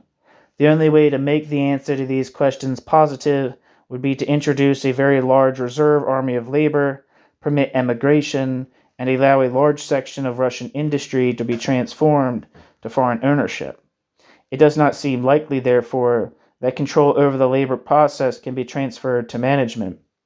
This question, which is one of establishing strict controls over the production line to establish a uniform and optimum speed within an enterprise, is discussed in more detail in the next section.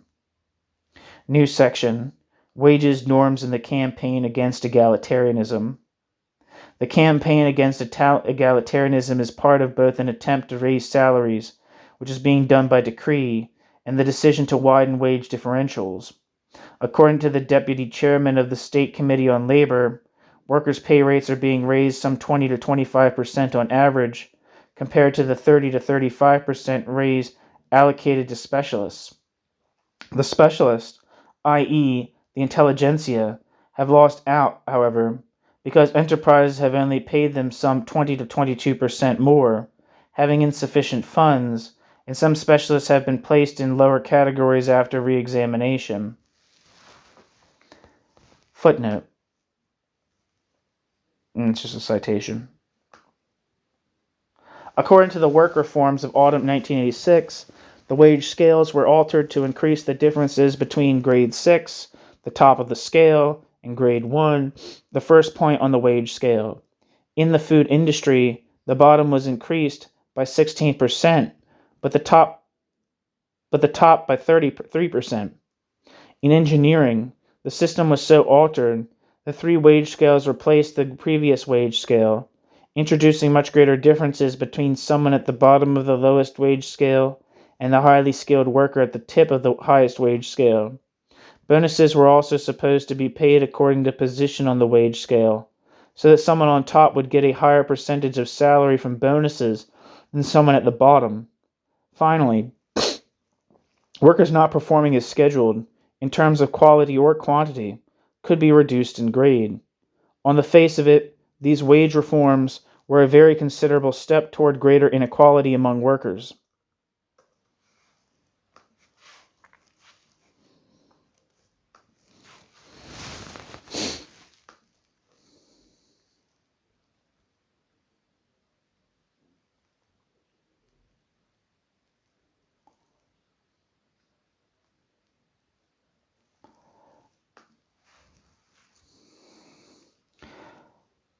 In fact, however, Sherbakov, the head of wages section of the State Committee of Labor, reported that they had failed to, quote, achieve the main object, the surmounting of egalitarianism in the payment of labor.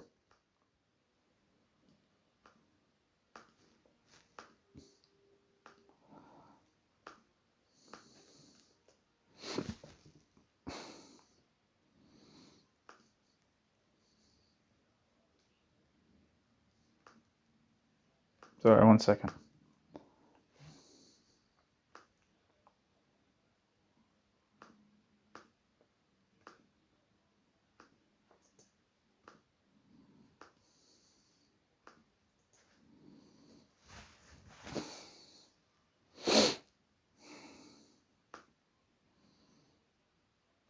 So I was seeing if there's anything for this Sherbakov. Anyway, it is not. Sherbakov goes on to point out that in some instances specialists are being allocated pay up to 24% less than that of workers in the same factory. In turn, worker differentiation is not being imposed. Norms are also not being raised. He gives one instance where 180% fulfillment continues. This all sounds familiar except for one fact, hitherto not mentioned. All these instances are occurring after the introduction of the new conditions under which pay is to be allocated. Sherbakov depicts a situation where the position has actually deteriorated after the reforms on issue after issue. Bonuses are not allocated, specialists and workers are not being examined for their tasks, Brigades do not function at all in industry, even though they do in agriculture and construction. Above all, surveys have shown that increases in productivity have occurred through the dismissal of workers, even where it is unjustified in cost terms. In areas of labor surplus, such dismissals make no sense, as he points out. He is not slow to imply that the real reason for the failure lies in the absence of glasnost or democracy. In other words, the workers have resisted the changes and management cannot go too far in opposing the workers. Hence, they prefer simply to issue orders to workers to transfer to other jobs, not wishing to get involved in protest. It is obvious that a massive reform of this kind will not work unless the workers are somehow induced to take part in its operation. If they oppose it, there is no hope at all. Such indeed is the case. There has also been widespread discussion of the extension of systems of payment by results. The problem, however, cannot be solved by simply raising the money differentials, as the absence of good makes such money differences among workers of secondary importance.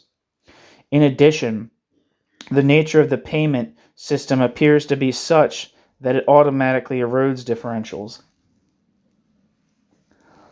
Under Stalin, the wage system was reduced to chaos.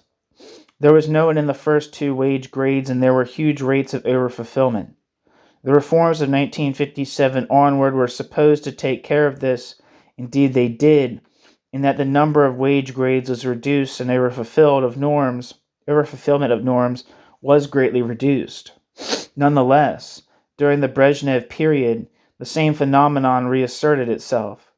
The lowest wage grade became meaningless, and overfulfillment of, say, 28% in engineering became normal. At the same time, the differences in pay according to skill were greatly eroded.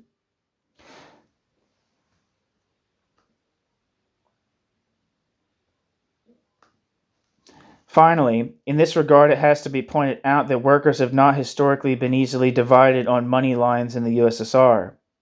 Nonetheless, the decision to try to ally with the skilled working classes meant a need to reform the wage structure and come to grips with the old structure. In an exceptionally open article, Leonid Gordon of the Institute of the World Working Class Movement in Moscow has portrayed the Stalin period as one of forced industrialization with the appropriate wage structures.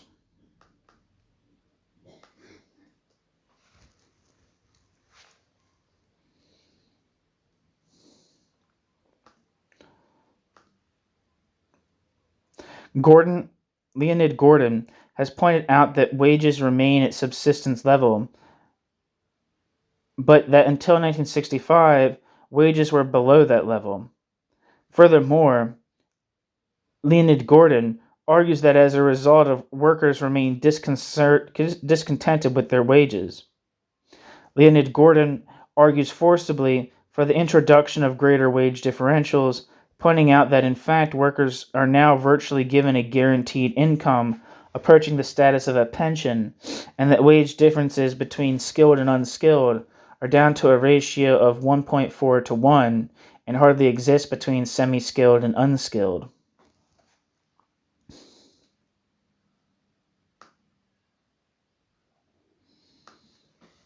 These features reinforce the view, argued above, that workers do not in fact sell their labor power, a necessary consequence of such statements.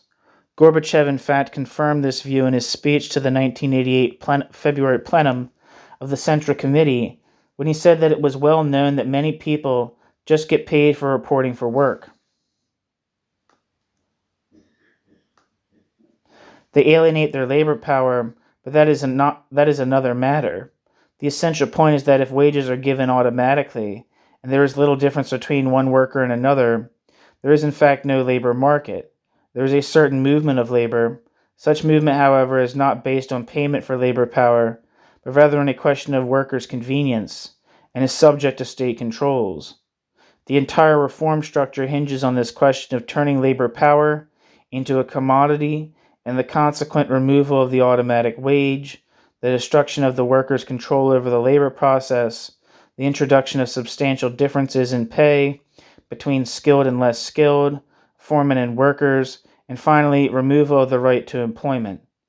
Workers' consciousness is overwhelmingly in favor of an egalitarian solution.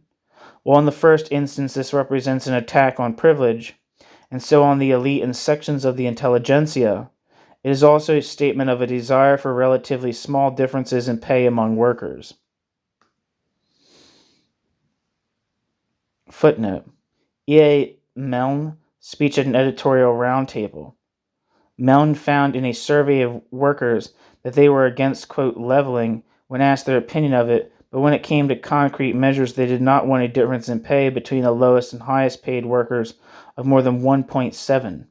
Since everyone in the USSR would be careful in opposing the official line in favor of greater differentials, this result may not be unexpected. End footnote. It is only to be expected, however, that workers would be confused both by the official line and by their immediate situation. Miners, for instance, as indicated here already, were opposed to cooperatives and the inequality involved, but on the other hand, they wanted higher prices for their own goods. There is a contradiction between the collective interest, which is egalitarian, and the immediate interest in consciousness. New section, unemployment. The absence of a reserve army of labor has been a feature of the USSR since 1929, although the presence of prison camps may be regarded as partially fulfilling that role during the Stalin period. The reason for this has to do with the increasing absorption of resources into an economy that permanently and increasingly malfunctions. There have been a large number of articles of various kinds arguing for the introduction of unemployment in the USSR. This would serve to reduce overmanning and act as a spur to workers in employment. Footnote. In a review of one work by T.A. Ugai, G. Popov reported with obvious approval that the moment workers who are displaced are given work elsewhere in the enterprise, but that in the 11th five-year plan is intended that unqualified workers be dismissed, while in the 12th five-year plan it is intended that there be dismissal of workers of average skill.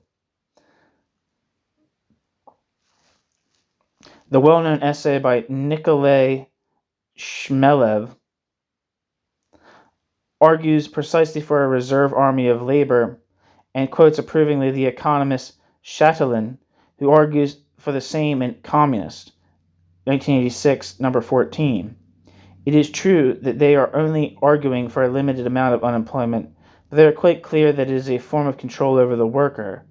Kostakov, director of the Scientific Research Institute of Gosplan, argues in Communist 1987, number 14, that labor must be redeployed now, as present practices are retarding productivity, but that technical progress requires some 16 million persons to be dismissed and redeployed over time. Nevertheless, he argues that there will not be unemployment. His real intention appears to be the same as that of the above two authors, that dismissals are essential and a small reserve army will be introduced with the statement that unemployment will not be tolerated. Since most of the 16 million will be reemployed, the argument is not illogical. Communist 1987, number 18, also discusses unemployment. End footnote. New section. Not new section. End footnote. My bad. It has been explicitly ruled out as a method of proceeding, but this retreat is more likely strategic than of substance. Soviet economists have been speaking for too long about the need for unemployment for the demand to be dropped. The problem is that it is not enough to introduce a small reserve army to have an effect. A large reserve army, however, would destroy such stability as now exists. Hence, any move in this regard can only be gradual and surreptitious. That indeed is the real meaning of Agenbegian's favoring bankruptcy, but not unemployment.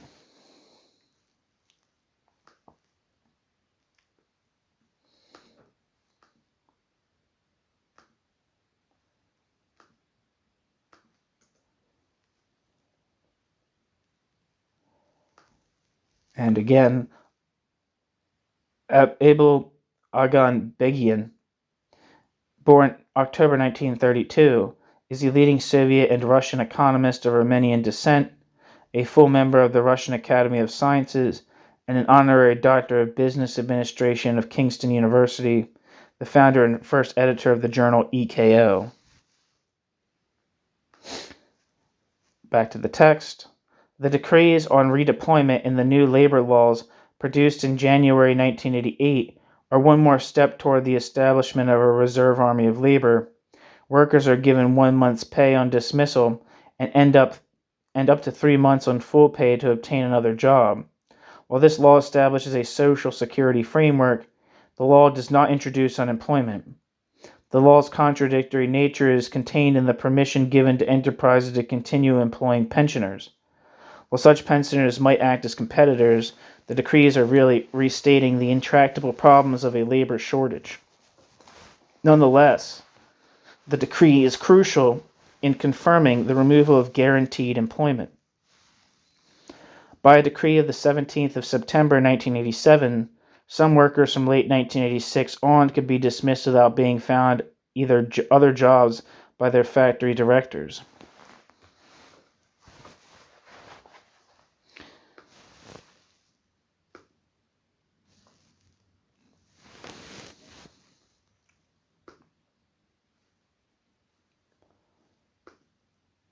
In the report cited above, Sherbakov refers to the redeployment of workers as the main means of raising productivity and gives examples of hundreds of thousands of workers being redeployed.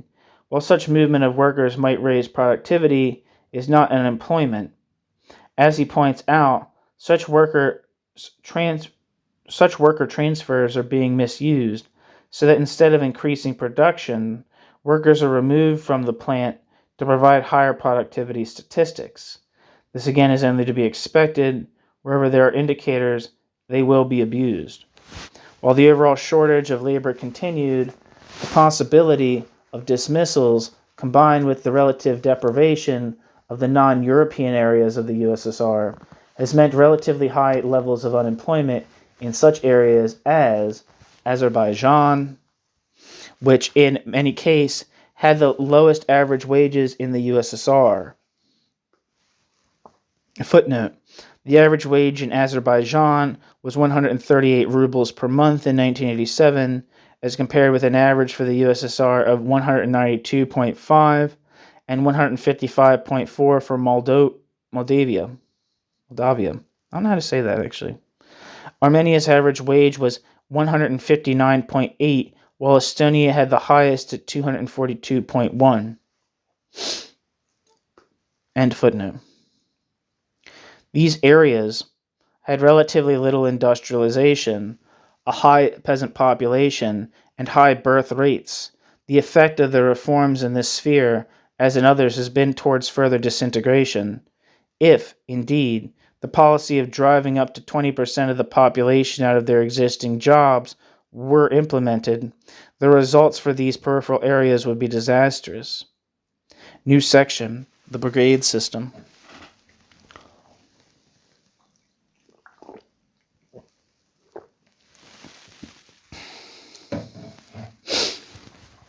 The brigade system is the one obvious measure, particularly for agriculture, that appears unique to the regime, not in its invention, but in its role. It amounts to an interesting attempt to inculcate discipline by breaking up large enterprises into small units under responsible controllers. It has never been clear, however, how modern production can be so fragmented that profits can be allocated to such units. In practice, not many enterprises were able to establish brigades generally based on so-called economic accounting. In any event, there was evidence that workers resisted these forms of control. Since the control was directed not really through economic forms, the social and physical pressure on the foreman or brigade leader has been considerable, in particular over the question of norms. In other words, the regime sees the brigade leader and foreman as a tool in controlling the worker and as a bridge to skilled workers who might ally themselves with the regime. The brigade system appears to be an alternative form of control. It seems to be a cross between the, quote, Volvo, end quote, type experiments, which break up a factory into small work groups with their own decision-making process and responsibility, and a Thatcherite attempt to increase the rotation of jobs, decrease overmanning, intensifying the work process, relate work done to reward, and increase the overall degree of control over the work process. Footnote. Never mind.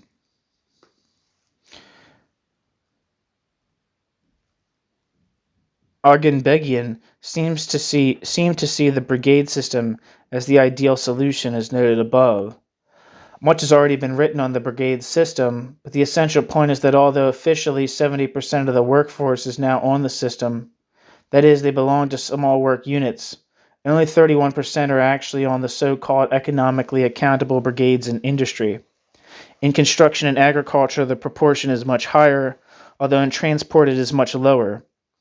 Indeed, how could it be otherwise, since it is not believable that modern factories can be broken up into separate economic units? There is no way that Gorbachev will succeed in using brigades unless he wants to break up the enormous concentrations of industrial plant in the USSR. There is no question that he might want to go that way. As witness the articles to that effect under Andropov. Still, the idea of brigades is not only utopian, it is absurd. The integration of modern production necessarily prevents any attempt to reward any part of the factory separately, while the regular failure to achieve supplies on time, lack of spare parts, and machinery breakdowns reinforce the management's inability to determine the efficiency of any part of the factory. The system has to be reformed as a whole, or not at all. That is the lesson. It is true that in those parts of the system where the labor process is most independent, as in agriculture, construction, and repair/maintenance, the brigade system might operate as a mode of control, but here the attitude of workers is crucial, and the evidence is that workers ignore the instructions of their brigade leaders or even physically assault their brigade leaders. There is little reason to expect that the lack of goods will be overcome, especially for brigade members, and in the absence of goods, monetary rewards become meaningless. Finally, there is no difference in the lack of supplies for the different sectors of production, however independent they might be. Thus, the brigade system can only have a limited effect in certain sectors. A limited effect in certain sectors. It is all the more interesting that Tatiana Zaslavskaya should have written that what amounted to the editorial on the front page of Sovetskaya Rossiya on the 7th of January 1986, arguing that the solution to the problems she outlines lies in the brigade system.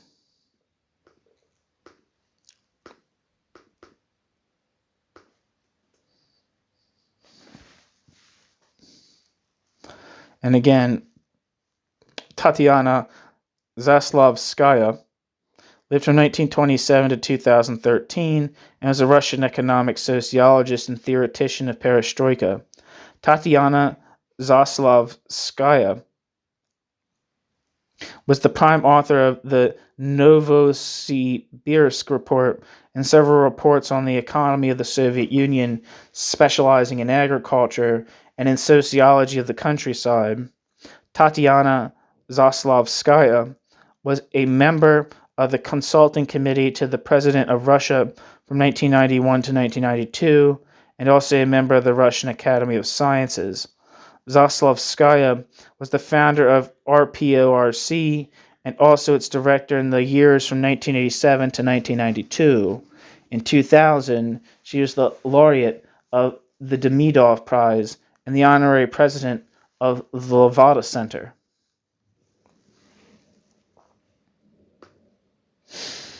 Back to the text. Zaslavskaya's article argues in effect that there is no incentive system operative and that the workers are lazy. Whether as a consequence of the system or for genetic reasons is not clear. Her earlier article, the so-called Novosibirsk report, justly well known, has also placed the blame on the lazy workers, but with more finesse.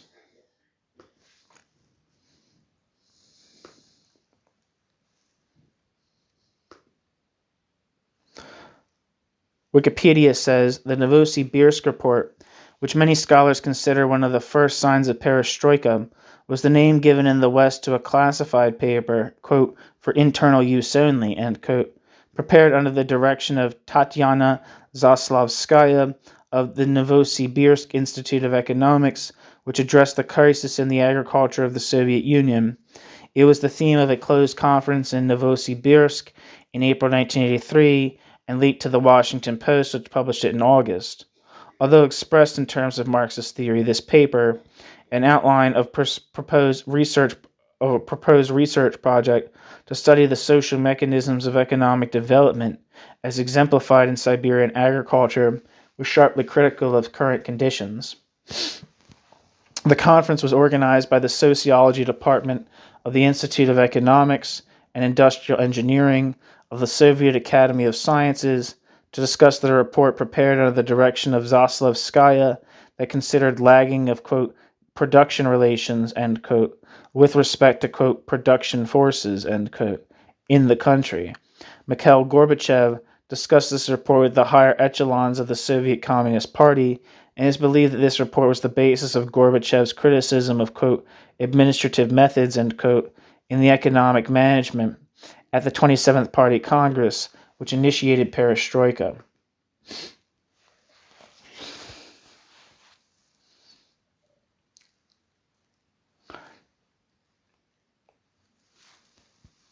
Back to the text. New section. Economic reforms and their effect on the worker. New section. Price reform. The raising of prices to reflect cost, and in particular the removal of agricultural subsidies holding down the price of food, is essential in any market-type incentive system, if any market-type incentive system is to be introduced. The obvious attack on the standard of living of the worker has never in any regime been mitigated by wage rises for the lower paid. Gorbachev's promises are useless in this respect. It is obvious that the whole point of the price rises is to bring demand and supply in alignment. If this is done, the waiting lines and rationing must end, and the advantage that goes to those who can line up and get the ration will disappear. Then those who have money will be able to buy goods, and those who do not will be worse off. The rich will be richer, and the poor will be poorer. It is no argument that bureaucratic allocation gives advantage to the bureaucrats and speculators. It does so, but a percentage of ordinary people will lose out when they have to pay higher prices, which they will not be able to afford. The raising of prices to reflect cost, and in particular the removal of agricultural subsidies, so increasing the price of food, has been on the agenda for at least 3 of the first 5 years of Gorbachev's tenure. A chairman of the State Commission on Prices, Valentin S. Pavlov, argued this case.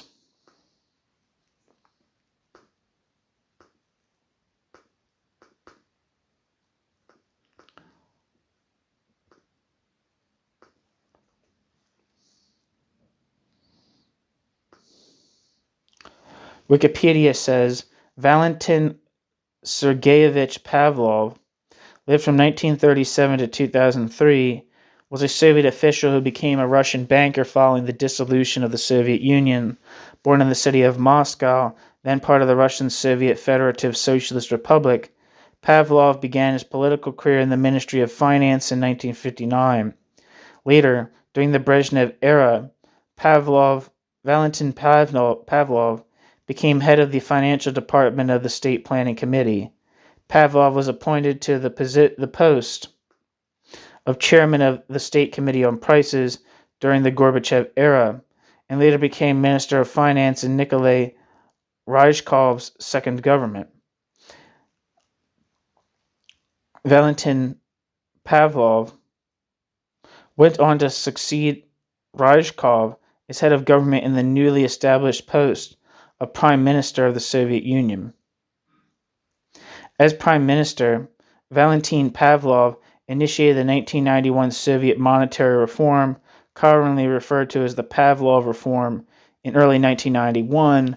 Early on, he told the media that the reform was initiated to halt the flow of Soviet rubles transported to the Soviet Union from abroad. Although ridiculed at the time, the statement was later proven to be true. In June the same year, Valentin Pavlov called for a transfer of power from the President of the Soviet Union to the Prime Minister and the Cabinet of Ministers.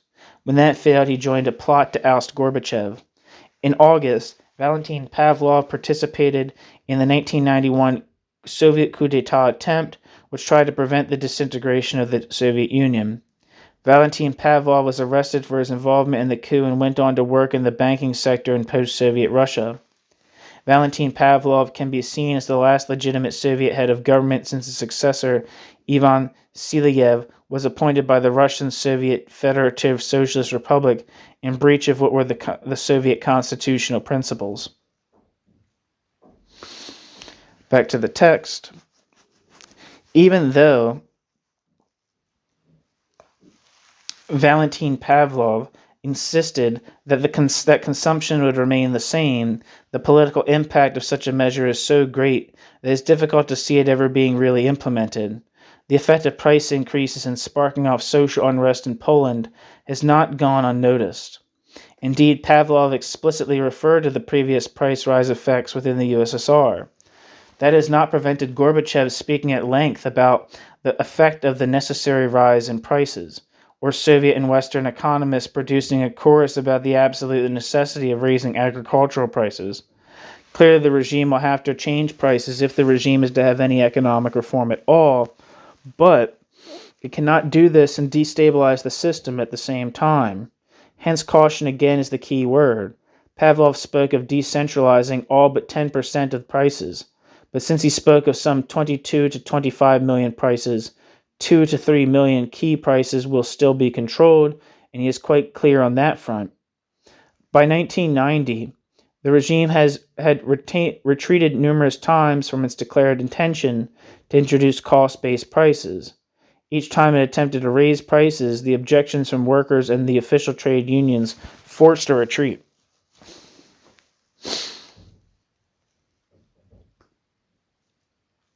Reformers argue that somewhat disingenuously the subsidies go more to the wealthier than to the poorer sections of the population.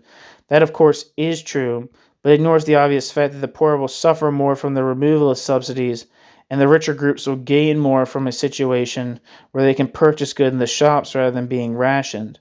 A transitional hybrid with both rationing and a progressive increase in prices appeared as a possibility. This only puts off the evil day when the workers confront the reality of higher prices. New section, decentralization. Decentralization was first officially discussed at the Central Committee plenum at the end of June 1987. If fully implemented, the result would be a decentralized control system using the wholesale trading organs. Everything would then depend on the nature of the organization of those wholesale trade units, as well as their coordination.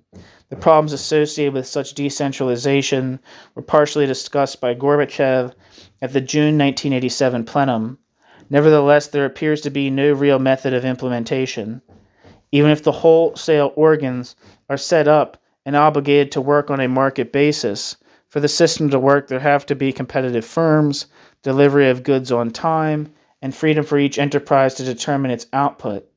The establishment of the wholesale trading organizations and the attempt to make firms relatively independent will undoubtedly put pressure on the workers of the plant to work harder, but like all reforms, it will in due course run to sand when the workers see that there is no need to continue to obey the injunctions, as no change is likely.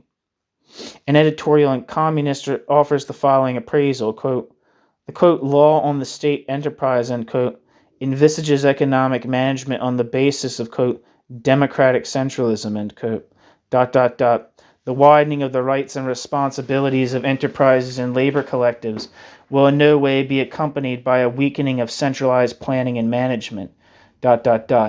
Norms of distribution of profit between enterprise and society, amortization norms, percentages and rules for credit, etc., etc. All these are forms of centralized plan, directive, and are no less strict and much more effective than the direct apportionment by volume indicators. Planning, investment, and financing indicators also remain the prerogative of the state. End quote.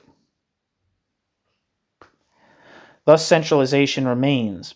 Many observers found it difficult to see how the volume basis of so-called planning could be removed on the basis of the 1987 reforms. The prominent Soviet economist V.D. Belkin pointed out that, quote, if the system of directive centralized planning remains in its present form, then ... wholesale trade will be a toy, end quote. V.D. Belkin.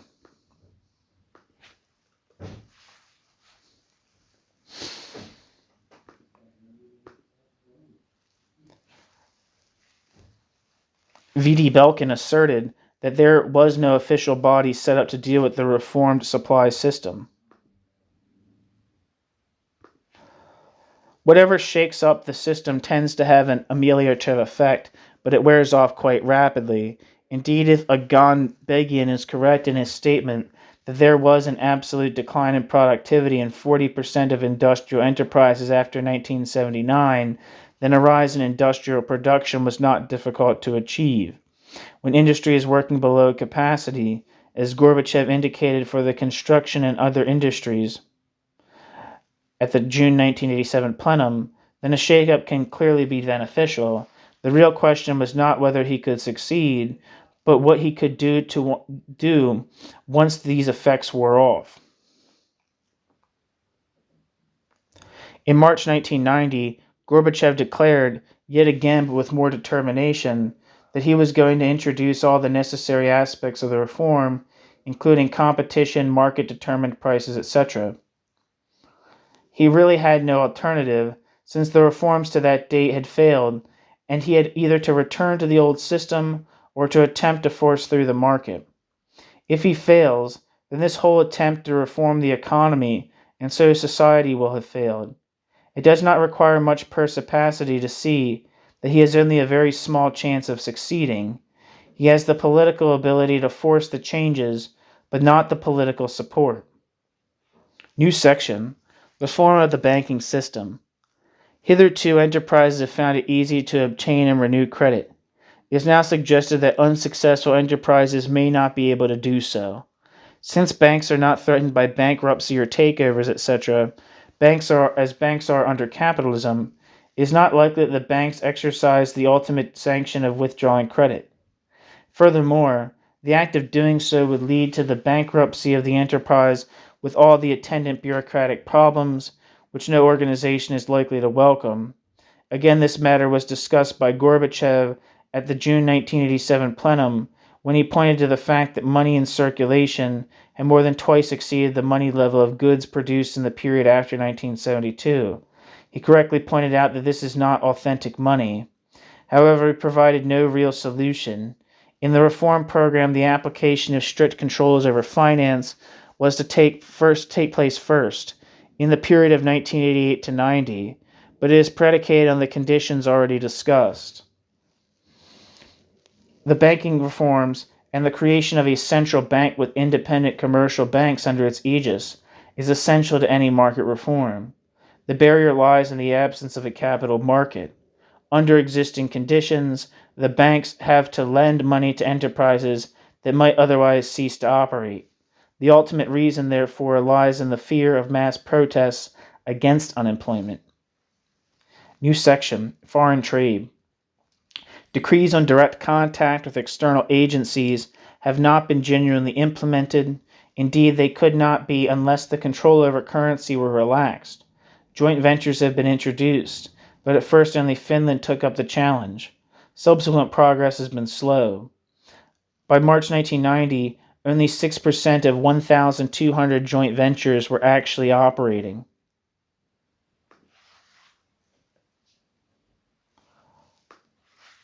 The USSR is applying to join international trade and financial bodies, but the USSR cannot really abandon the monopoly of foreign trade without destroying the USSR's own industry, nor is a policy of permitting international competition to raise the level of unemployment any different from a deliberate policy of raising unemployment. It is significant that in Eastern Europe, Western capital is preferred to go into property, finance, tourism, or even fast food rather than into manufacturing. On the other hand, joint ventures may well bring in foreign currency, which will permit purchase of foreign goods to pay the skilled workers with useful goods. Foreign bankers are now wary of Eastern Europe, given Eastern Europe's high level of foreign debt, and the USSR has been raising its debt levels quite rapidly in the Gorbachev years. Only an overall detente-type deal with the West could provide sufficient foreign funds actually to provide the wherewithal to re-equip industry and provide the consumer goods required. The logic of the introduction of joint ventures is toward ever more concessions to the foreign partner. Foreign investors want to invest in the USSR to take advantage of the internal market, but the Soviet, quote, planners, end quote, want foreign investors to invest in plant and equipment that could export goods to the West. For that reason, Soviet controls have ensured that only that part of profits which is earned in foreign currency can be exported. Whereas the East European economies have been prepared to hand over much of their economy to Western firms, the Soviet elite is not prepared to sacrifice itself in the same way. While the introduction of special economic zones may tempt investors, it is not clear how many Western firms will come. It appears more as a panacea seized on by pro-market intellectuals.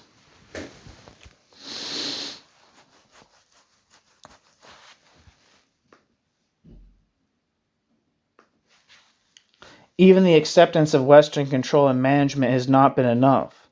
Nonetheless, foreign firms or joint ventures would attract Soviet labor, which would have to work in a way similar to workers in the West in order to make the firm profitable. To the extent that they were better paid and could be fired easily, such workers would indeed be radically different from the ordinary Soviet worker. The addition of substantial numbers of foreign firms, with the right to hire and fire, together with the so-called cooperatives and private agriculture, might add up to a substantial market sector. The foreign firms might, therefore, constitute a wedge in the Soviet economy for private enterprise and greater control over Soviet labor. New section: the necessary failure of the economic reforms. The reason for the lack of success of the reforms is the same as that given by Hungarian reformer Rezu Nyers.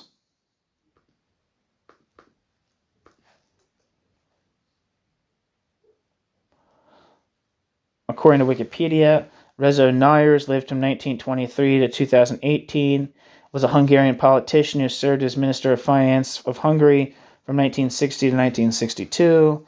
For a few months in 1989, he was the country's last communist leader.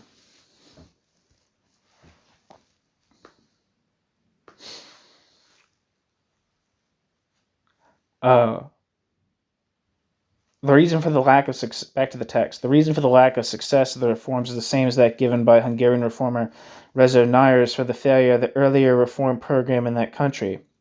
Quote, at the root of the party's hesitancy over reforms, end quote, he noted, quote, lay the fear of conflict and social tensions in Hungary, end quote. Further, quote, Hungarians would not even accept a small amount of unemployment which would inevitably result from meaningful economic reforms, end quote. Nyers. It is this question of the attitude of the working class about which the Soviet regime is most concerned. The USSR is not Hungary and could not even contemplate a limited attack on the working class. Gorbachev gradually moved over in his speeches in April 1985, June 1985, March 1986, June 1987, and October 1987, and Murmansk, to openly expressing the need for a market-type solution. Nonetheless, Gorbachev has never produced a completely open speech in which Gorbachev calls for the whole gamut of aspects of the market, which Gorbachev clearly would prefer.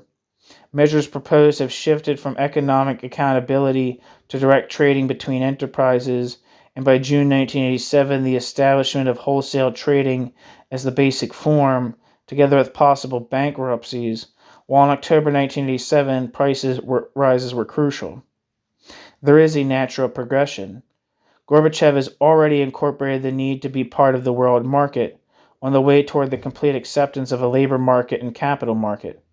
The question is whether Gorbachev can actually get there and take much of the intelligentsia and the elite with him. The almost certain reply is that he has no hope. It is too late. Two forces stand against him.